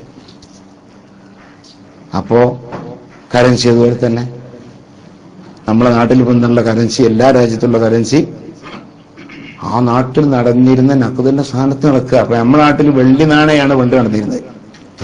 നമ്മുടെ നാട്ടിലെ ബ്രിട്ടീഷുകാർ പോകുന്നത് വരെ നടന്നിരുന്ന നാണയം വെള്ളി നാണയാണ്. ആ വെള്ളി നാണയത്തിന്റെ സ്ഥാനത്താണ് പിന്നെ ഈ കറൻസി വന്നത്. അപ്പൊ കറൻസിക്ക് ആ വെള്ളി നാണയം കൊണ്ടാണ് എന്ത് കണക്കാക്കേണ്ടത്? നിസാബ് കണക്കാക്കേണ്ടത്. വെള്ളി നാണയത്തിന് വെള്ളിക്ക് മൊത്തം വെള്ളിന്റെ നിസാബ് എന്ന് പറഞ്ഞാൽ വെള്ളി ഏകദേശം 595 ഗ്രാം. 600 ഗ്രാമിന് 5 ഗ്രാം കുറയുള്ളൂ. അത്ര വെള്ളിയുടെ വിലക്ക് സമാനമായ ചരക്ക്, നേരത്തെ പറഞ്ഞതെല്ലാം കൂടി ചരക്ക് കൂട്ടി വെക്കുമ്പോ നമ്മളെ കടയിലുള്ള ഈ ചരക്കുകൾക്കെല്ലാം കൂടി അത്ര ഉണ്ടായാൽ തന്നെ സക്കാത്ത് കൊടുക്കണം. കാരണം വെള്ളി കൊണ്ട് കണക്കാക്കുമ്പോൾ വെള്ളിന്റെ നിസാബ് കുറച്ചേ ഉള്ളൂ. 1/2 കിലോനൊക്കെയാണ് ഒരു 195 ഗ്രാം കൂടി വരുള്ളൂ. 1 കിലോ വെള്ളിക്ക് തന്നെ ഇവിടെ ആകെ കുറച്ച് പൈസയേ ഉള്ളൂ, ഇല്ലേ? ഒരു 10-12,000 രൂപ ഉണ്ടായാൽ 1 കിലോ വെള്ളി ഇട്ടു ഇപ്പൊ നാട്ടിലെ കണക്ക് പ്രകാരം. അപ്പൊ കുറഞ്ഞ പൈസ മതി. അതേ സ്ഥാനത്ത് സ്വർണം കൊണ്ട് വില കണക്കാക്കുന്ന രാജ്യമുണ്ട്. പണ്ട് കാലത്ത് അവിടെ സ്വർണ്ണ നാണയം നടന്നിരുന്നു, ഇപ്പൊ കറൻസിയാ. ഇപ്പൊ ഇതുപോലെ കുവൈത്തിൽ ദീനാർ, ഇവിടുത്തെ ദിർഹം പണ്ടേ വെള്ളി നാണയാണ് ഈ ദിർഹം എന്ന് പറയുന്നത്. ദീനാർ എന്ന് പറഞ്ഞാൽ പഴയ കാലത്ത് തന്നെ അത് സ്വർണ്ണ നാണയമാണ്. ആ ദീനാറിന്റെ സ്ഥാനത്ത് ഇപ്പോഴും അതേ പേരിൽ നടക്കുന്ന കറൻസിയാണ്. അപ്പൊ ആ കറൻസി ഉണ്ട് അവിടെ കണക്കാക്കുമ്പോ ദീനാറിന്റെ പൊന്നിന്റെ കണക്കിന് കണക്കാക്കുക. പൊന്നിന്റെ കണക്ക് പ്രകാരം നിസാബ് 85 ഗ്രാം സ്വർണം. 85 ഗ്രാം എന്ന് പറയുമ്പോ 80 ഗ്രാമിന് 8 പവനായി, പിന്നെ 5 ഗ്രാം. അപ്പൊ 8.5 പവന്റെ മേലെ 1 ഗ്രാമും കൂടി കൂടും. അല്ല 10 പവൻ 10.5 പവൻ 10 പവനും ഒരു 5 ഗ്രാം. അതാണ് പഴയ പുസ്തകം 10.5 പവൻ എന്ന് പറയാൻ കാരണം. അപ്പൊ അതിന് സമാനമായ ചരക്കുകൾ വിലക്കെട്ടിയുണ്ടെങ്കിൽ അവിടെയും സക്കാത്ത് കൊടുക്കണം. എത്ര കൊടുക്കേണ്ട സംഖ്യ അവിടെയും ഇവിടെയൊക്കെ 2.5%, 10 4 അതായത് 40 അപ്പൊ 2.5% എന്തായി കൊടുക്കണം? സക്കാത്തായി കൊടുക്കണം. അപ്പൊ അവിടെ വന്നൊരു ചോദ്യം, ഹോട്ടലിലൊക്കെ എങ്ങനെ കണക്കാക്കുക? അത് ചോദ്യം. ഹോട്ടലില് കൊല്ലം കഴിയുന്ന ആ ദിവസത്തിൽ വിൽപ്പനക്ക് ഉണ്ടാക്കപ്പെട്ട ആഹാരങ്ങൾ, പലഹാരങ്ങൾ, അതിന്റെ പുറമെ ഒന്നും കൂടി ഉണ്ട് അവിടെ. അതെന്താ? അത് ആഹാരം ഉണ്ടാക്കാൻ വേണ്ടി കൊണ്ടുവന്ന അരി, ചായ പാരാൻ വേണ്ടി കൊണ്ടുവന്ന പഞ്ചസാര, അതുപോലെ മറ്റ് പലഹാരം ഉണ്ടാക്കാൻ കൊണ്ടുവന്ന മൈദ, ചായക്ക് ഉപയോഗിക്കാനുള്ള ചായപ്പൊടി തുടങ്ങിയ വസ്തുക്കളെല്ലാം ഈ വില കിട്ടുമ്പോ ഇതിൽ കൂടെ കൂട്ടും. അവിടെയുള്ള ടേബിള്, ചെയറ്, ഉപയോഗസാധനം കൂട്ടൂല. ഇതെല്ലാം കൂടി കൂട്ടിയിട്ട് അതേപോലെ തന്നെ അതുമായി ബന്ധപ്പെട്ട് കേസിലുള്ള അവന്റെ മേശയിലുള്ള പൈസ അത് ഇതൊരു കൂട്ടേണ്ടതാണ്. ഇതെല്ലാം കൂടി കൂട്ടിയിട്ട് മേൽ പറഞ്ഞ നിശാബ് തികയുന്നുവെങ്കിൽ അവനും സക്കാത്ത് കൊടുക്കണം. അതുകൊണ്ടാണ് എണ്ണക്കച്ചവടം നടത്തുന്ന ഒരു കച്ചവടക്കാരൻ അയാളെ കടയില് കൊല്ലം പൂർത്തിയായപ്പോ എണ്ണയൊക്കെ കഴിഞ്ഞിരിക്കണം. പക്ഷേ എണ്ണ എടുക്കാനുള്ള നാളികേരം, ആട്ടിയ എണ്ണയാവും, നാളികേരുണ്ട്, അല്ലെങ്കിൽ എള്ളുണ്ട്, അങ്ങനെ എണ്ണ എടുക്കപ്പെടുന്ന വസ്തുക്കൾ അവിടെ ഉണ്ട്. ഇന്നെന്താവും? സക്കാത്ത് കൊടുക്കണം. അത് വിലക്കെട്ടപ്പെടും. അതുകൊണ്ട് ചാക്കുന്നൂലിന്റെ കച്ചവടം, ചാക്കുന്നൂലില്ലേ, ചണനൂൽ, ആ നൂലെടുത്ത് വിൽപ്പന നടത്തുന്ന കച്ചവടക്കാരനാണ്. പക്ഷെ കൊല്ലം തേണ അന്ന് നോക്കുമ്പോ അവിടെ നൂലൊക്കെ കഴിഞ്ഞിരിക്കണം, നൂലൊന്നുമില്ല. പക്ഷെ ആ നൂലുണ്ടാക്കാൻ ആവശ്യമായ ചണകൾ, അതൊരു ചെടിയാണ്, അത് അവിടെ കണ്ടുമോനെ ഇറക്കിയിട്ടുണ്ട്. അതെല്ലാം കൂടി കൂട്ടിയാൽ അന്നത്തെ വിലക്ക് പ്രകാരം ഉണ്ട്. എന്നാ സക്കാത്ത് നിർബന്ധവും. അപ്പൊ സക്കാത്ത് നിർബന്ധമാകാൻ ആ വിൽക്കപ്പെടുന്ന വസ്തുവോ അതല്ലെങ്കിൽ അതിന്റെ അസുലോ ഉണ്ടായാൽ മതി. ആ വസ്തു തന്നെ ആയിക്കൊള്ളുന്നില്ല, എന്നാലും അവിടെയൊക്കെ സക്കാത്ത് നിർബന്ധവും. അപ്പൊ നമ്മളെ നാട്ടിലൊക്കെ സക്കാത്ത് നിർബന്ധം വലിയ കച്ചവടം ആയിക്കൊള്ളുന്നില്ല. കാരണം നിസാബ് കണക്കാക്കൽ വെള്ളി കൊണ്ടാ, വിലയെ വേണ്ടതുള്ളൂ. അപ്പൊ ഇങ്ങനെ കച്ചവടക്കാരൊക്കെ അവരെ വസ്തുക്കൾക്ക് ഒന്നാകെ വിലക്കെട്ടുമ്പോ വലിയ വലിയ കച്ചവടങ്ങൾ നടത്തുന്നവർക്ക് എത്രമാത്രം സക്കാത്ത് കൊടുക്കണ്ടാവും. അവരാ സക്കാത്തൊക്കെ ഉള്ളത് മുഴുവൻ കൊടുക്കുകയാണെങ്കിൽ ഇവിടെ ലീക്കൊന്നും ഉണ്ടാവില്ല. മുഅ്മിനീങ്ങളെ ലീക്ക്, കുടിസ്, ജീവിതത്തിലുള്ള കുടിസ്, അത് ഒഴിവാക്കാൻ വേണ്ടി അല്ലാഹു തആല വെച്ച ഒന്നാണല്ലോ സക്കാത്ത്. പക്ഷേ പലപ്പോഴും സക്കാത്ത് കൊടുക്കുന്നവർ കൊടുക്കുന്ന വിഷയത്തിൽ അമാന്തിക്കൽ കാണിക്കണം, മുഴുവൻ കൊടുക്കണില്ല. നമ്മളിത് പറഞ്ഞു കൊടുക്കണം, കേൾക്കണമെന്ന് അത് ഇഷ്ടപ്പെട്ടാലും ഇല്ലെങ്കിലും ശരി. നല്ലൊരു ശതമാനം ആളുകൾ കടം ഒഴിവാക്കിയിട്ട് അവർക്ക് കൊടുക്കാനുള്ള കടമൊക്കെ കഴിച്ചിട്ടേ എന്ത് ചെയ്യുള്ളൂ, സക്കാത്ത് കണക്കാക്കണുള്ളൂ. അത് ശരിയല്ല. കൊടുക്കാനുള്ളത് വേറെ അവന്റെ ബാധ്യതയാണ്. അപ്പൊ എനിക്ക് കടമുണ്ടോ? എന്നാ പിന്നെ എനിക്കൊരു വഴി ഇസ്ലാം പറഞ്ഞിട്ടുണ്ട്. നാളെയാണ് കൊല്ലം പൂർത്തിയാണ്, എന്നാ കടലില നീ എന്ത് ചെയ്താളെ ഇന്ന് അവിടെ ഉള്ള പൈസ എല്ലാം കൂടെ ഒന്നായിട്ട് ആ കടത്തിക്കാൻ കൊടുത്താളെ, എന്നാ അത്ര ലീന് സക്കാത്തോട് പോയി കിട്ടൂലേ? ഇത് കൊടുക്കാനുള്ളടത്ത് കൊടുക്കൂല. എന്നൊരു സക്കാത്ത് ഒഴിവായി കിട്ടും വേണം.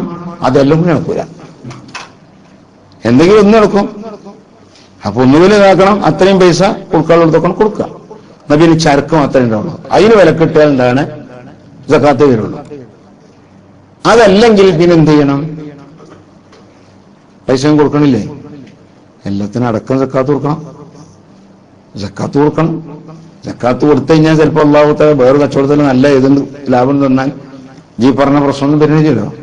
അപ്പൊ അതുകൊണ്ട് കടം ഉണ്ടായി എന്നത് സക്കാത്ത് ഒഴിവാകാനുള്ള എന്തല്ല മാർഗമല്ല എന്ന് പ്രത്യേകിച്ച് നമ്മൾ മനസ്സിലാക്കേണ്ടിയിരിക്കുന്നു. ഇതാണ് കച്ചവടത്തിന്റെ സക്കാത്തിൽ പ്രധാനമായി നമ്മൾ പറയേണ്ട ഒരുപാട് വിഷയങ്ങൾ ഇനി പറയണ്ടേ, എല്ലാം നമ്മൾ പറഞ്ഞ് പൂർത്തിയാക്കാൻ കഴിയില്ല. പിന്നെ മറ്റൊന്ന് സ്വർണം. സ്വർണം, വെള്ളിപ്പാരും അങ്ങനെ സൂക്ഷിച്ചു വെക്കാറില്ല. ഇന്നിപ്പോ ആകെ സ്വർണത്തിന്റെ കാല.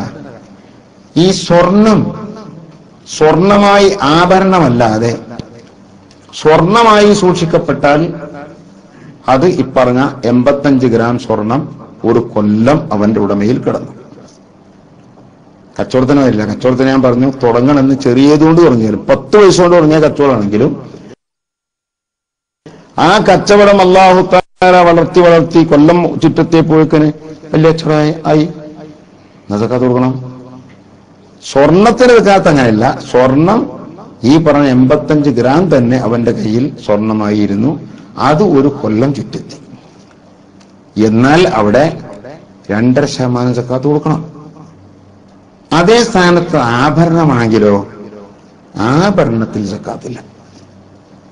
ആഭരണം എത്ര തോന്നുണ്ടായാലും ശരി. അന്തം വിട്ടെ ഇന്നത്തെ ഏതുണ്ട് സ്ത്രീധനുണ്ട്, അതിന്റെ പ്രോത്സാഹനമല്ല ഞാൻ പറയണത്. പിന്നെയോ ആഭരണം അത്ര തോനെ കൊടുത്താൽ ആ ആഭരണത്തിന് സക്കാത്തുണ്ടോ ഇല്ല, അതപ്പത്തെ വിഷയം. ആഭരണമാക്കപ്പെട്ടിന് സക്കാത്തില്ല. അപ്പൊ അയാളെ മോൾക്ക് 500 പവന കൊടുത്ത് നിൽക്കുക. ഈ 500 പവനും കൂടി ഇവിടെ കെട്ടാൻ കഴിയില്ല, വലിച്ചുകൊണ്ട് വെക്കേണ്ടി വരും. കെട്ടാൻ കഴിയില്ല എന്ന് വിചാരിച്ചതിൽ സക്കാത്ത് വരില്ല. അതുകൊണ്ട് അത് അവളുടെ ആഭരണ. ഓള് കെട്ടുന്നുണ്ടോ ഇല്ല, അത് ഓളെ ഇഷ്ടം. ചിലപ്പോ ഒന്ന് കിട്ടും, വേറെ ചിലപ്പോ മറ്റത് കിട്ടും. അങ്ങനെ തിരിച്ചും മറിച്ചോ കിട്ടുകയാണെങ്കിൽ അങ്ങനെ ആവട്ടെ. അല്ലെ തീരെ കെട്ടണില്ല, അത് വെറുതെ അവിടെ അങ്ങനെ പ്രാർത്ഥിച്ചു എന്നാലും ശരി. ആഭരണമായി നിൽക്കുന്ന കാലത്തോളം ഈ സക്കാത്തില്ല. പിന്നെ സക്കാത്ത് ആഭരണത്തിൽ വരും. അപ്പോ ആഭരണം പഴകി കേടുവന്ന് ജീർണിച്ചിഞ്ഞ് അത് ഉപയോഗിക്കാൻ പറ്റാത്ത അവസ്ഥയിലെത്തി. ഇനി രണ്ടാമത് ഉരുക്കി വേറെ ഉണ്ടാക്കിയെങ്കിൽ തന്നെ ഉണ്ടാവുള്ളൂ, ആവുള്ളൂ. ആ നിലക്കയക്കണം. എന്നിട്ട് അങ്ങനെ പൊട്ടിപ്പൊഞ്ഞ് കേട് വന്നിട്ട് അവൻ നന്നാക്കും ചെയ്യാതെ ഒരു കൊല്ലം വെറുതെ അവിടെ അങ്ങനെ കിടന്നു. എന്നാ അപ്പൊ പിന്നെ വെറുതെ പൊന്നിരുന്നല്ലോ എന്ന കാരണം കൊണ്ട് സക്കാത്ത് വാജിബ്. അതേ സ്ഥാനത്ത് ഉപയോഗിക്കാൻ പറ്റും വിധത്തിലുള്ള ഏതാണ് അല്ലെ ശരീരം കേടുപാടൊക്കെ വന്നിക്കണ്, അത് രണ്ടാമത് ഒന്ന് വിളക്കുകയൊക്കെ ചെയ്യേണ്ടതുള്ളൂ. എന്നാ അങ്ങനത്തെ ഒന്നും സക്കാത്ത് നിർബന്ധമാവില്ല. എന്നാ സക്കാത്ത് നിർബന്ധമാകുന്ന അവസ്ഥ ഉണ്ട് ആഭരണത്തിൽ. എപ്പോ ഇസ്രാഫ് ഉണ്ടായാൽ. ഇസ്രാഫിനർത്ഥം ഒട്ടാകുള്ള ആഭരണം കുറെ കൂടിപ്പോയി എന്നതല്ല. അത് പലരും അങ്ങനെ തെറ്റായി മനസ്സിലാക്കിയിട്ടുണ്ട്. ഇസ്രാഫിനർത്ഥം അതല്ല. ഇസ്രാഫിന്റെ അർത്ഥം ഒരു ആഭരണത്തിന് സാധാരണഗതിയിൽ ഉണ്ടാകേണ്ടുന്ന തൂക്കം, ആ തൂക്കത്തിനേക്കാൾ കവിഞ്ഞ തൂക്കം ഒറ്റ ആഭരണത്തിനുണ്ട്. ഉദാഹരണം പറയാ, 25 പവൻ കൊണ്ട് 50 പവൻ കൊണ്ട് ഒറ്റ ചെയിന്. ഒരു ചെയിന് എത്ര വലുതായാലും 10 പവൻ 12 പവനൊക്കെ ഒരു ചെയിൻ ഇപ്പൊ ഉണ്ടാകാറുണ്ട്. ഒറ്റ ചെയിന് 50 പവൻ, അത് ഇസ്രാഫാണ്. അതാണ് ഫത്തുൽമയിലെ ഇസ്രാഫിന് ഉദാഹരണം പറഞ്ഞപ്പോ ഫറുദത്തെ ഖൽഖാലിൻ, പാദസാരത്തിന്റെ 2 ഫറുദത്തുകളെ പോലെ. അതിൽ നിന്ന് ഓരോന്നിന്റെയും തൂക്കം 100 ദിർഹം, 200 ദിർഹം ഒരു കാൽമക്കുള്ളതിനെ തൂക്കമുണ്ട്. അതാ ഉദാഹരണം പറഞ്ഞത്. അപ്പൊ ഒരു ആഭരണത്തിന് സാധാരണഗതിയിൽ ഉണ്ടാകുന്ന തൂക്കത്തിനേക്കാൾ അധികരിച്ച തൂക്കം ഉണ്ടാകുമ്പോ അത് ഇസ്രാഫായി. സാധാരണ ഉപയോഗിക്കുന്ന ആഭരണത്തിന് അപ്പുറം പോയി. അതൊരു ആഭരണത്തിന്റെ രീതിയല്ല, അതൊരു ആഭാസമായി പോയി. അവിടെ സക്കാത്ത് നിർബന്ധം. അതേപോലെയാണ് എന്തുണ്ടാക്കിയാൽ സ്വർണം കൊണ്ട് പഴയ കാലത്ത് രാജാക്കന്മാരൊക്കെ ഉണ്ട്. അവരെ പണത്തിന്റെ ആധിക്യം കൊണ്ട് അവരെന്ത് ചെയ്യുന്നു? അവര് സ്വർണം കൊണ്ട് പാത്രം ഉണ്ടാക്കി വെക്കാം. ചിലപ്പോ ഉപയോഗിക്കാനാവില്ല, കാഴ്ചക്കാവും. ഉപയോഗിക്കണ ഹറാം, യാതൊരു സംശയമില്ല. പാത്രം ഉണ്ടാക്കി വെക്കല അതും ഹറാമാണ്. അതുകൊണ്ട് പാത്രം ഉണ്ടാക്കി വെച്ചാൽ ഇത് ചരക്കായി മാറിയാലോ, ആഭരണത്തിന്റെ മാതിരി ആഭരണ ഉപയോഗ വസ്തുവല്ലോ എന്ന പോലെ ഉപയോഗ വസ്തുവായല്ലോ, എന്നതിലേക്ക് സക്കാത്ത് ഒഴിവായി കിട്ടൂല. കാരണം ഈ ഉപയോഗം ശറഈ വിലക്കിയ ഉപയോഗമാണ്. മറ്റൊരു പെണ്ണുങ്ങൾക്ക് അല്ലാഹു തആല ജായിസാക്കിയ ഉപയോഗമാണ്. അതുകൊണ്ട് ആഭരണാക്കിയ സക്കാത്ത് ഒഴിവാകും പോലെ പാത്രമാക്കിയ സക്കാത്ത് എന്താവൂല, ഒഴിവാവൂല. പഴയ രാജാക്കന്മാര് ഒക്കെ ഉണ്ടാക്കി വെച്ച എത്രയോ പാത്രങ്ങൾ ഇന്നും ഉണ്ട്. വലിയ എവിടെയൊക്കെ ചെന്ന് നോക്കിയാൽ കാണാം അവര് ഉപയോഗിച്ചിരുന്ന പാത്രം എന്ന് പറഞ്ഞിട്ട് സ്വർണ്ണപാത്രം, വെള്ളിപ്പാത്രമൊക്കെ, അതൊക്കെ സക്കാത്ത് വാജിബായ സാധനങ്ങളാണ്. അപ്പൊ അതുകൊണ്ട് സ്വർണ്ണ വെള്ളി കയ്യിൽ പാത്തിച്ചാലും അതേപോലെ തന്നെ അതിന് സമാനമായി പണം, പൈസ പാത്തിച്ചാലും സക്കാത്ത്. ഇതൊക്കെ നമ്മളെ നാട്ടിൽ മുതലാളിമാരുടെ കയ്യിൽ ഉണ്ടാകുന്ന സംഗതികളാണ്. അതിനൊക്കെ സക്കാത്ത് നിർബന്ധമാകും. നാളെ ജോലിയുണ്ട്. ചോദ്യങ്ങൾക്ക് അല്പം സമയം വേണം. അതിന് ശേഷം ചെയ്യാം, അത്രേ ഉള്ളൂ. അപ്പൊ അതുകൊണ്ട് ചോദിക്കാനുള്ള കുറഞ്ഞ സമയം വെച്ച് നേരം 12:30 നാളെ നിങ്ങൾക്ക് ജോലിയുണ്ട്. എനിക്കും തന്നെ പറയുമ്പോൾ നിങ്ങൾ വേറെയുണ്ട്. അതുകൊണ്ട് ഞാൻ നിർത്താൻ തൽക്കാലം. ചോദ്യത്തിന് കുറഞ്ഞ സമയം. പിന്നെ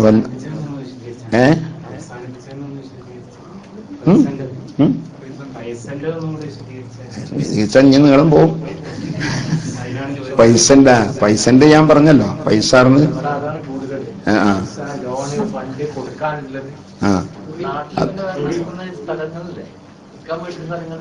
അല്ല, അത് വേറെ. ഞാൻ വേറെ പറഞ്ഞുതരാം. പണത്തിൻ്റെത് നമ്മുടെ പണമായി സൂക്ഷിപ്പുള്ള പണം, അത് നിസാബ് എത്തിയിടം മുതൽ. അപ്പൊ എങ്ങനെ, ചിലപ്പോ കുറിയിലൊക്കെ കൊടുത്ത പൈസയാണെങ്കിൽ അത് ഒരു വട്ടം കൊടുക്കണത് കൊണ്ട് നിസാബാവൂല. മേൽ പറഞ്ഞ തുക ആവണമെങ്കിൽ ചിലപ്പോൾ 2 or 3 ഒക്കെ കൊടുക്കേണ്ടി വരും. അങ്ങനെ നിസാബ് തികഞ്ഞേടം മുതൽ ഒരു കൊല്ലം വരെ അത് ചുറ്റെത്തുന്ന വരെ അത് അവന് കിട്ടാതെ കടന്നു കഴിഞ്ഞാൽ ഓനയിൽ സക്കാത്ത് വാജിബാവും. ഫണ്ടുകളിലൊക്കെ തന്നെയാണ്. അതവന്റെ നിസാബ് പൂർത്തിയായതിനു ശേഷം ഒരു കൊല്ലം തികഞ്ഞു എന്ന കാരണം കൊണ്ട് അതിൽ സക്കാത്ത് നിർബന്ധമായി വരും. അതേ സ്ഥാനത്ത് നിസാബ് തികയാതെ തുടങ്ങിയിടം മുതൽക്ക് ഒരു കൊല്ലം പൂർത്തിയായി എന്ന് കാരണം കൊണ്ട് സക്കാത്ത് നിർബന്ധമല്ല. കച്ചവടത്തിന് വരില്ല. കച്ചവടത്തിനവിടെ തുടങ്ങുമ്പോൾ നിസാബ് വേണമെന്നില്ല. ഇതങ്ങനല്ല. ഇത് നിസാബ് എപ്പോ തന്നെ വേണം. നിസാബ് എന്ന് ആദ്യം ഞാൻ പറഞ്ഞിരിക്കുന്നത് സക്കാത്ത് നിർബന്ധമാകാൻ എത്തേണ്ടുന്ന തുകക്കാണ് നിസാബ് എന്ന് പറയാം. അതൊരു അറബി ഏകദേശം അല്ലേ? അത് എത്ര ഉണ്ടായാൽ മതി അപ്പം. അതായത് 595 ഗ്രാം വെള്ളിയുടെ വില. അപ്പൊ അത് നമ്മുടെ കയ്യിലിരുന്ന് അതിനൊരു കേടും പറ്റാതെ അത് അപ്പടി ഇരിക്കണം. അതിങ്ങനെ എടുത്തുകൊണ്ട് വിക്രയം നടത്തിക്കൊണ്ടൊക്കെ ഇരിക്കുകയാണ് അവൻ നിൽക്കണം. വെറുതെ ഇരിക്കുമ്പോ അവൻ എന്തായി സക്കാത്തിന് കാരണം തന്നെ പറഞ്ഞതാ, ആ പണം കൊള്ള അവന് ആവശ്യമില്ല അപ്പോ. അതുകൊണ്ടാണ് ഒരു കൊല്ലം വരെ അതങ്ങനെ വെറുതെ കിടന്നത്. അതുകൊണ്ട് അവൻ എന്താക്കണം,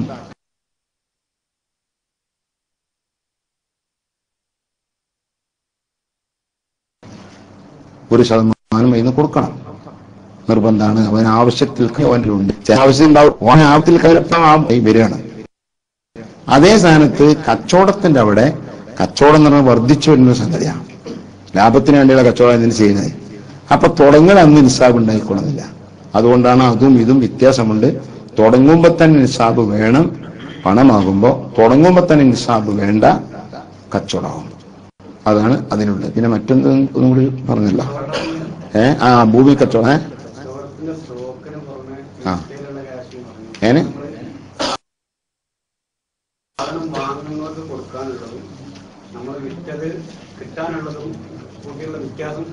അത് നോക്കൂല ഞാൻ പറഞ്ഞില്ലേ നിങ്ങൾ. അപ്പോൾ എത്തിയിട്ടില്ലേ?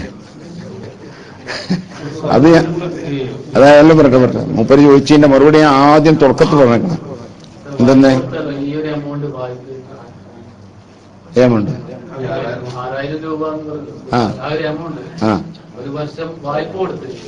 ഒരാൾക്ക്.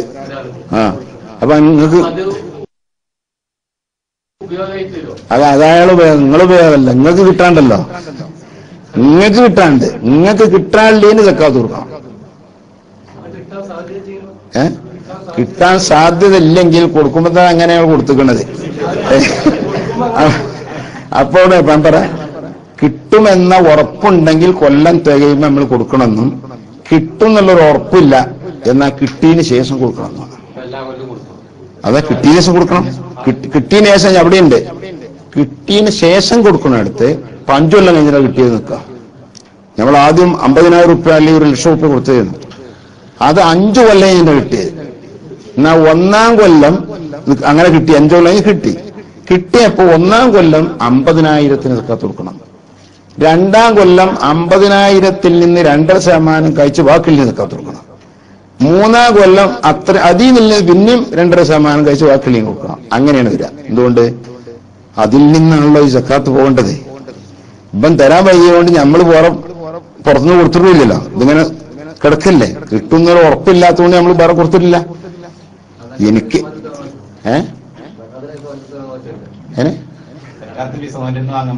ആയിരത്തിന് അതും പറ്റില്ല. അത് പുല്ലു കാറുന്നതിന് അങ്ങനെ ഉണ്ട്, ഇവിടെ നടക്കേണ്ട നിങ്ങൾ ചോദിച്ചു ശരിയായിട്ട് സക്കാത്ത് കൊടുക്കേണ്ടിരുന്നു അല്ലേ? അങ്ങനെ ഒരു കടകളാണ് നടക്കുന്നുണ്ട്. അത് തെറ്റാണ്, ഹറാമാണ്. കുല്ലു കറുളിൻ ജറ മൻഫഅതൻ ഫഹുവ റിബ. ഏത് കടവും ആ കടത്തിന്റെ ഉള്ളിൽ കൂടെ ഒരു മൻഫഅത്തും കൂടി വസൂലാക്കുന്നു, അങ്ങനത്തെ കട അത് റിബയാണ്, ആ മൻഫഅത്ത്. അതുകൊണ്ടല്ലേ നമ്മളെ നാട്ടിലൊക്കെ ഇപ്പോൾ ടൗൺ ഏരിയയിൽ നടക്കുന്ന സമ്പ്രദായമുണ്ട്. എനിക്ക് ടൗണിൽ വീടുണ്ട്, അപ്പോ ഒരു ഉദ്യോഗസ്ഥന്മാർ തോന്നുള്ളിടത്തൊക്കെ നടക്കാം. ഒരു ഡോക്ടറോ അല്ലെങ്കിൽ എഞ്ചിനീയറോ അല്ലെങ്കിൽ ഒരു അഡ്വക്കറ്റോ ഒക്കെ വന്നിട്ട് അയാൾക്ക് വീട് വേണം, അയാൾക്ക് അവിടെ വീടില്ല. അപ്പൊ എന്റെ വീട് ഞാൻ അയാൾക്ക് പാർക്കാൻ കൊടുക്കുകയാണ്. അയാളെടുത്തുനിന്ന് 10 ലക്ഷമോ 5 ലക്ഷമോ ഞാൻ കടായിട്ട് ഇങ്ങോട്ട് വാങ്ങുവാണ്. അപ്പൊ അയാൾ കടം തന്നു എന്ന പേരിൽ വാടക കൂടാതെ അയാൾക്ക് വീട് താമസിക്കാൻ കൊടുക്കുക. അയാൾ കടായിട്ട് ഇങ്ങോട്ട് തന്നപ്പോ ഇയാൾ എനിക്ക് കടം തന്നു, വലിയൊരു നല്ല മനുഷ്യൻ, എന്നാ എന്റെ വീട് ഞാൻ അയാൾക്കാണ് കൊടുക്കട്ടെ, നല്ല ഉദ്ദേശമാണ് കൊടുത്തതല്ല, അതിന് കുഴപ്പമൊന്നുമില്ല. ഇത് എഗ്രിമെന്റ് ചെയ്തുകൊണ്ടാണ്. അപ്പൊ അയാൾ കൊടുത്ത കടത്തിന്റെ മൻഫഅത്ത് തന്നെ അയാൾ ഉദ്ദേശിക്കണ ഈ കടം കൊടുക്കുന്നതിന്റെ ഉദ്ദേശം തന്നെ വാടക ഇല്ലാതെ ഈ പാർക്കാരെ വെച്ചിട്ടാ. മനസ്സിലായ? ഏതുപോലെ പഴയ കാലത്തെ നമ്മുടെ നാട്ടിലുണ്ടായിരുന്നു, സ്വർണം പണയനായിട്ട് വെക്കും, പണയം വെക്കും. ഈ പണയം വെക്കുമ്പോ പണയക്കാരുടെ ഉദ്ദേശം മക്കളെ കെട്ടിക്കാൻ സ്വർണ്ണമില്ല, എന്നാ കുറച്ച് പൈസ കടം കൊടുത്താൽ മതി. വിലക്കെടുക്കുകയാണെങ്കിൽ ഒരുപാട് പൈസ ആണ്, ഇവരുടെ വിലയില്ല. അപ്പൊ കുറച്ച് പൈസ കടം കൊടുത്താൽ മറ്റൊരു ആഭരണം നമുക്ക് പണയ വസ്തു എഴുതി തരും. എന്നിട്ട് ഈ പണയ പണ്ടം ഉപയോഗിച്ച് നടക്കുക. എന്റെ രീതി മനസ്സിലായേ? ആഭരണം ധരിക്കുക അത് പറ്റൂല, തെറ്റാണ്. കാരണം ആ കടത്തിന്റെ ഉദ്ദേശം എന്തായി മാറി? പണ്ടം വില കൊടുത്ത് വാങ്ങാതെ അവരുടെ പണ്ടം നമ്മൾ ഉപയോഗപ്പെടുത്താണ്. ഇനി അതേപോലെ തന്നെ പറമ്പ് ഉപയോഗപ്പെടുത്താൻ അങ്ങനെയുണ്ട്. പറമ്പ് പണയം കൊടുക്കുക, അതൊക്കെ പഴയ കാലത്താണ്, ഇപ്പൊ നടക്കാറില്ല. പറമ്പ് പണയം കൊടുക്കുക. അല്ല, കാറൊക്കെ ആയിപ്പെട്ട തന്നെയാണ്. പക്ഷെ അവിടെ ഒന്നും കേട്ടോ, കാറിന്റെ അവിടെ അത് ഉപയോഗിച്ചില്ലെങ്കിൽ കേടുവരും. കാറൊക്കെ 1 കൊല്ലം 5 കൊല്ലം അച്ചയൊക്കെ അങ്ങനെ നിർത്തിയിട്ട് നമ്മുടെ ഈ മണൽ മാഫിയക്കാരെ വണ്ടിയൊക്കെ പിടിച്ചിട്ട് അങ്ങനെ ആർക്കും ഉപയോഗമില്ലാണ്ട് വെറുതെ കിടക്കണ കേടുന്നു പോയില്ലേ. അപ്പൊ അവിടെ ചിലപ്പോ മറ്റവന്റെ സമ്മതം കൂടിയാണ്. അപ്പൊ അയാൾ പറയാണ് നിങ്ങൾ ഓടിച്ചോളി, അവിടെ പ്രശ്നമില്ല. അതിപ്പോ അയാളെ നമുക്ക് അനുമതി തന്നെയാണ് നടത്തുന്നിടത്ത് പ്രശ്നം. ഇതിൽ എഗ്രിമെന്റ് ആകുമ്പോഴായി ഷർത്ത് നിശ്ചയിക്കുമ്പോഴാണ് ഈ പ്രശ്നം. അതുകൊണ്ടാവാറില്ല. അങ്ങനെയാണ് ഈ വീടിന്റെ വിഷയത്തിലൊക്കെ ശരിക്കും അത് തന്നെയാണ്. ഇവർക്കൊരു വീട് സ്വന്തം ഉണ്ടാക്കാൻ അവർക്ക് കഴിയില്ല, അല്ലെങ്കിൽ അവർക്ക് അതിന് കാര്യമില്ല. അവരിവിടെ തൽക്കാലം ഉദ്യോഗം ഉള്ളത് കൊണ്ട് ഇവിടെ താമസിക്കണം. അപ്പൊ ഇവിടെ ഒരു വീടിന്റെ ആവശ്യവർക്കില്ല, താമസിക്കേണ്ട ആവശ്യമുള്ളൂ. അപ്പൊ താമസിക്കാൻ ഒരു വീട് കിട്ടുക, അതിന് വാടക കൊടുക്കാതെയും കഴിച്ചിലാകുക, അതിന് ലേശം കടം കൊടുത്താൽ മതി. അപ്പൊ 10 കൊല്ലോ 15 കൊല്ലോ അതിന്റെ കടം തിരിച്ചു വരുമ്പോ ഏതും തിരിച്ചു കൊടുക്കും, വീടും തിരിച്ചു കൊടുക്കും. അപ്പൊ ആ വീടിന്റെ സുഖന താമസം എന്താക്കി മാറ്റി? ഈ കടത്തിന്റെ മുക്കാബലയിൽ അതിനോപ്പോസിറ്റിൽ ഇയാൾ സ്വീകരിക്കുന്ന ഒരു ആനുകൂല്യമാക്കി മാറ്റി. അതാണ് കുല്ലു കർളിൻ ജറ മൻഫഅതൻ ഫഹുവ റിബ. ഏത് കടവും ആ കടത്തിന്റെ ഉള്ളിൽ ഈ കടം കൊടുത്ത ആൾക്കൊരു ഗുണം വസൂലാക്കൽ ഉദ്ദേശിക്കുന്നു. അങ്ങനത്തെ കടങ്ങളൊക്കെ എന്താകുന്നു? അത് പലിശയാകുന്നു. അപ്പൊ അതുകൊണ്ട് അങ്ങനത്തെ പണയം വാങ്ങിയ വസ്തുക്കള് ഒന്നും ഉപയോഗിക്കൽ പറ്റൂല.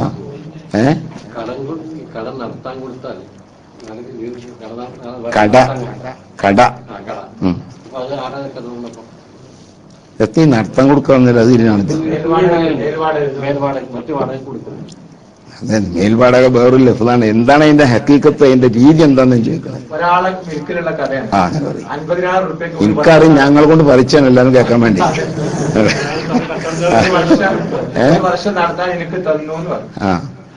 നടത്താൻ ഇതത്തെ ഈ നടത്തല് അല്ലെ? അപ്പൊ കച്ചവടം ചെയ്യണം. അപ്പൊ ആർക്കാ നിങ്ങൾ കൊടുത്തത്? ഒരാൾക്ക് വേറെ ആൾ കൊടുത്തു. അപ്പൊ ഈ ചരക്ക് നിങ്ങളതോ അയാളതോ? അത് നിങ്ങളെയൊക്കെ എങ്ങനെ അളുക്ക പറ്റൂല എന്നാ പറയണേ. അത് പറ്റൂല. കാശ് കൊടുക്കണതല്ല. ഇതിപ്പോ ഈ കച്ചവടം നടത്തുന്നത് ഇയാൾ ഈ വിൽക്കണുണ്ടല്ലോ, ഈ ചങ്ങായാള് വിൽക്കണത്, ഓൻ വിൽക്കണത് കുഞ്ഞുമൊയ്തുവിന്റെ ചരക്ക് ഞാൻ വിൽക്കാം. കുഞ്ഞുമൊയ്തുവിന്റെ ചരക്ക് എനിക്ക് വിൽക്കാൻ എങ്ങനെ അധികാരം? വില കെട്ടിച്ചോണ്ടായോ? വില കെട്ടിയിട്ട് ചരക്ക് എനിക്ക് തരണ്ടേ? അതിന് ആ സാധനം തിരിച്ചു തമ്മിൽ വിൽക്കാൻ പറ്റുമോ? അപ്പൊ അത് തന്നെ. അപ്പൊ വിൽക്കണ സാധനം ആരുതാണ്? അതാ എന്റെ ചോദ്യം. വിൽക്കണ അങ്ങനെ ആൾക്കാർ അങ്ങനെ ആവണോ? നടത്താൻ കൊടുത്ത ഇയാൾ പറഞ്ഞ പ്രകാരമല്ല. ഇയാൾ പറഞ്ഞ സാധനം നമ്മളതാണെന്നാ.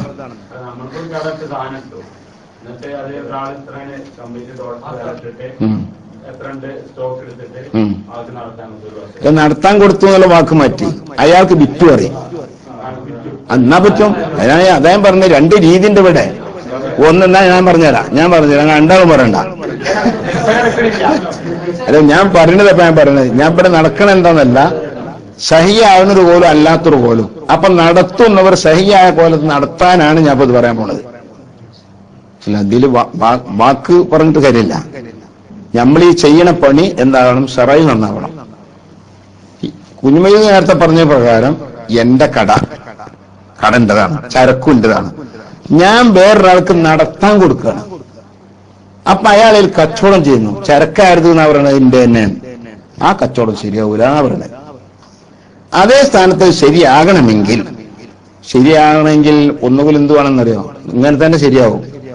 കച്ചവടം നടത്താൻ വേണ്ടി വക്കാലത്താക്കണം. എന്റെ പീടിയാണ്, ഞാൻ നിങ്ങളെ കച്ചവടം ചെയ്യാൻ വേണ്ടി വക്കാലത്താക്കി. അതൊരു പരിപാടിയാണ്. അപ്പൊ പിന്നെ വക്കാലത്താക്കുമ്പോ അയാൾക്ക് എന്തെങ്കിലും അങ്ങോട്ടാ കൊടുക്കണ്ടേ? കാരണം അയാളെ ആമിലാണല്ലോ. അയാൾക്ക് എന്തെങ്കിലും ആണ്ട് കൊടുക്കണേ, പണിയെടുക്കണേന്ന് ഇത് കായ് ഇങ്ങോട്ട് വന്നാണ് അവിടെ പ്രശ്നം അല്ലേ?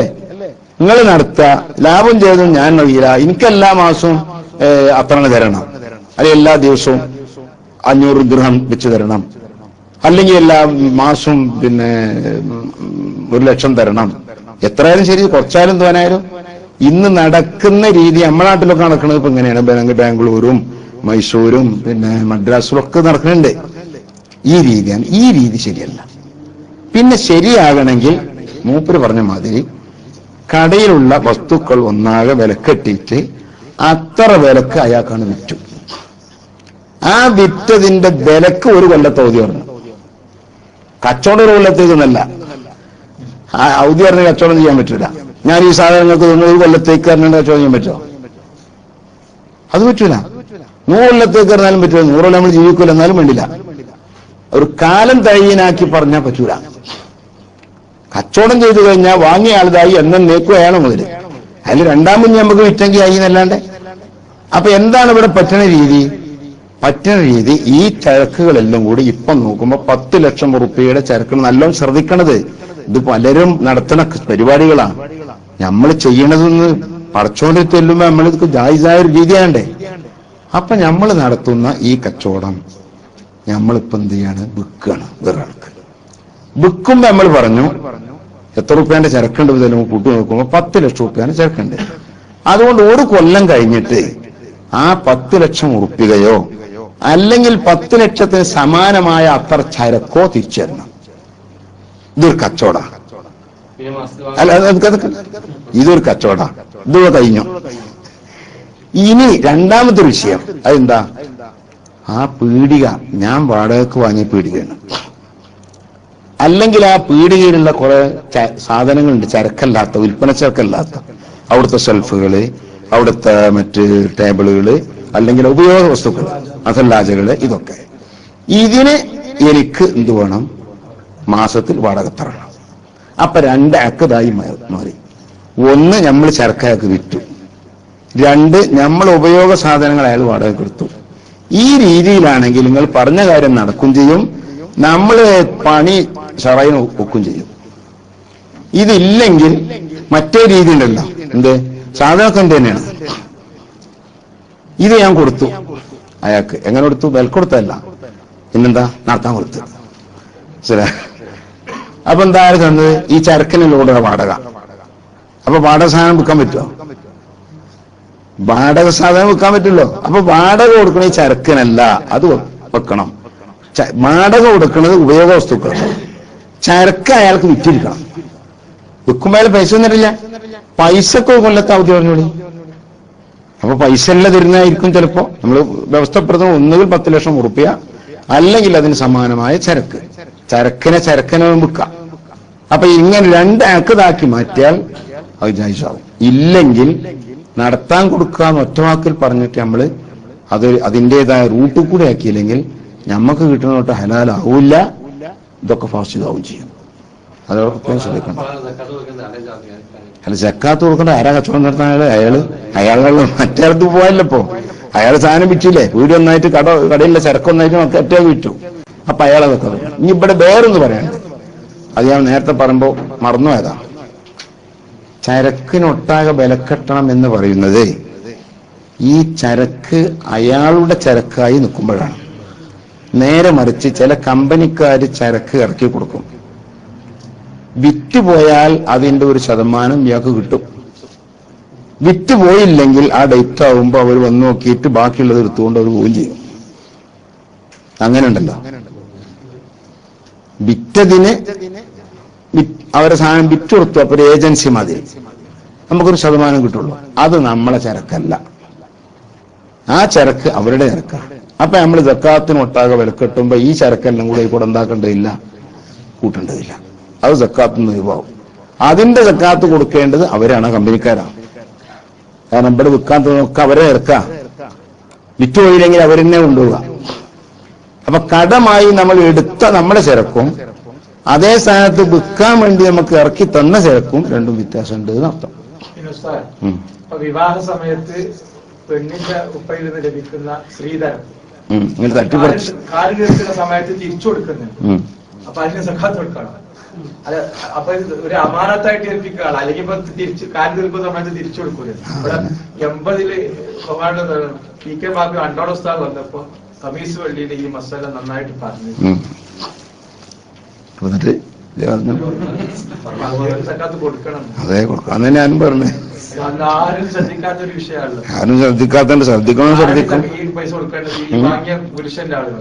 അതായത് കൊടുത്തോൻ കടമായി കൊടുത്താണ്, അതുകൊണ്ടാണ് അത് നേരെ പോയില്ലെങ്കിൽ തിരിച്ചു കൊടുക്കണത്. തിരിച്ചു വാങ്ങണത് കടമായിട്ടാണ് കൊടുത്തത്, അത് വെറുതെ കൊടുത്തല്ല. അത് കൊടുക്കുകയാണെങ്കിൽ കൊടുക്കുമ്പോൾ തീരുമാനിച്ചു കൊടുക്കണം. ഇല്ലെങ്കിൽ കൊടുത്തോന്റെ ഹക്കിൽ കിട്ടാനുള്ള പൈസയാണത്. അപ്പൊ കിട്ടാനുള്ള പൈസക്ക് എല്ലാ കൊല്ലം സക്കാത്ത് കൊടുക്കേണ്ടി വരും.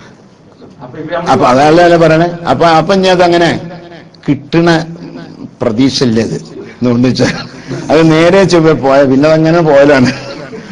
അപ്പൊ കിട്ടിയിട്ട് കൊടുത്താൽ മതി, എല്ലാ നിയമം ഇവിടെ വരും. അത് കിട്ടിയും കൊടുത്താൽ മതി.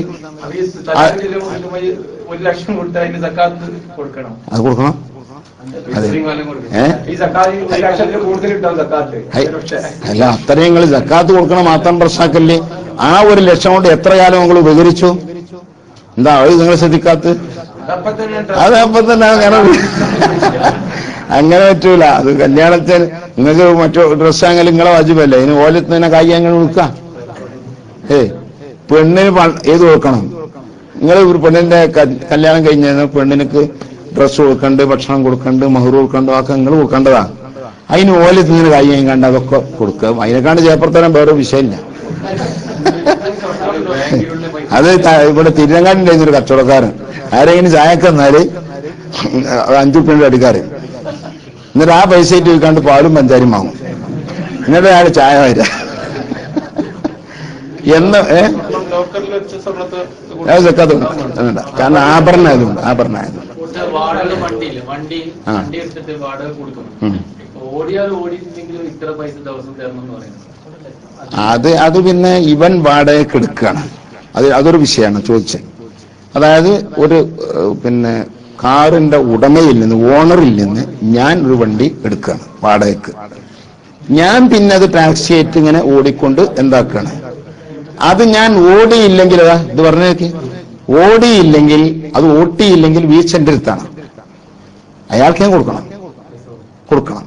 അപ്പൊ അതുകൊണ്ട് തന്നെ ഈ റെന്റേക്കാറിന്റെ ഇടപാടൊക്കെ നടത്തുന്ന ആൾക്കാര് കാറ് അവരിതാ അല്ലെങ്കിൽ അവര് കാറ് വാങ്ങിയതാ, പലയിടത്തുനിന്ന് വാടകക്ക് വാങ്ങിയതാ, എന്നിട്ട് പിന്നെ അവരത് കൂടുതൽ വാടകക്ക് കൊടുക്കുകയാണ്.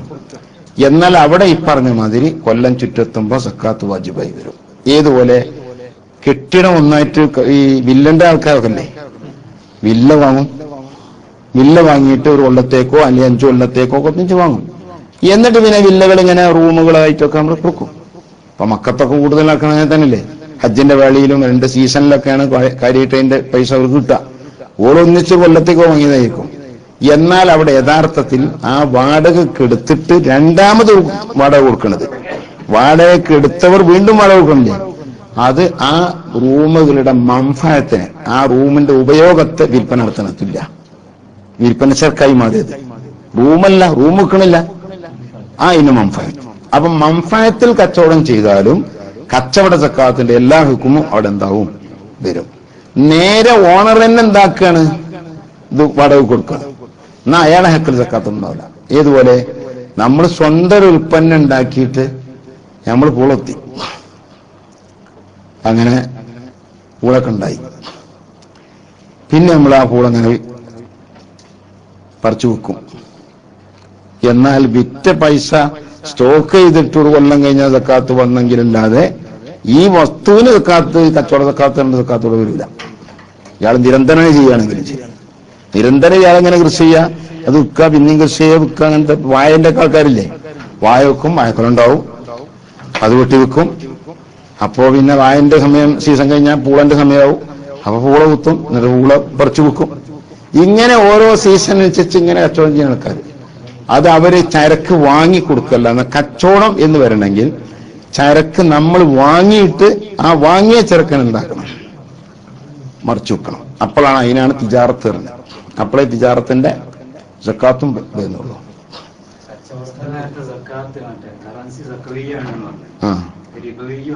ആണ് അതായത് അതൊക്കെ ആമത്തിനടിയിൽ പറഞ്ഞാൽ എങ്ങനെ പറഞ്ഞാലും തിരിയില്ല. അതിന് ഒറ്റക്ക് വരുവേണ്ടിക്കാൻ പറഞ്ഞു. മൂലയന്മാര് മാത്രമുള്ള ഒരു ക്ലാസ് വെച്ചാൽ അപ്പം നമുക്ക് പറയാം. അല്ലെങ്കിൽ എത്ര ഈ ബബിയെ ഉപ്പ കടക്കാരനാണ്, മകന്റെ സക്കാത്ത് ഉപ്പാക്ക് സക്കാത്തായിട്ട് കൊടുക്കാൻ പറ്റുമോ? കൊടുക്കാലോ. മകന്റെ നല്ല കഴിവേരനാണ്. ചെലവ് കൊടുക്കണ വിഷയം അതല്ല. ചെലവ് കൊടുക്കണമെങ്കിലും ബാപ്പാക്ക് കഴിവില്ല, പിന്നെ കഴിവുണ്ടെന്ന് ചെലവ് കൊടുക്കണം എന്ന മാതിരി. പിന്നെ ഇവന്റെ ഭാഗത്തുള്ള കൊടുക്കേണ്ട സക്കാത്ത് വാങ്ങുന്നതിൽ ബാപ്പാക്ക് അവകാശിയാണ്. അതുകൊണ്ടാണ് അല്ല, അത് അദ്ദേഹം പറഞ്ഞപ്പോ അതൊന്നും ഇപ്പൊ ഇവിടെ പറയണ്ട. അത് പറയുമ്പോ അതിന് കൂടെ ഒരുപാട് സംഗതി വരും.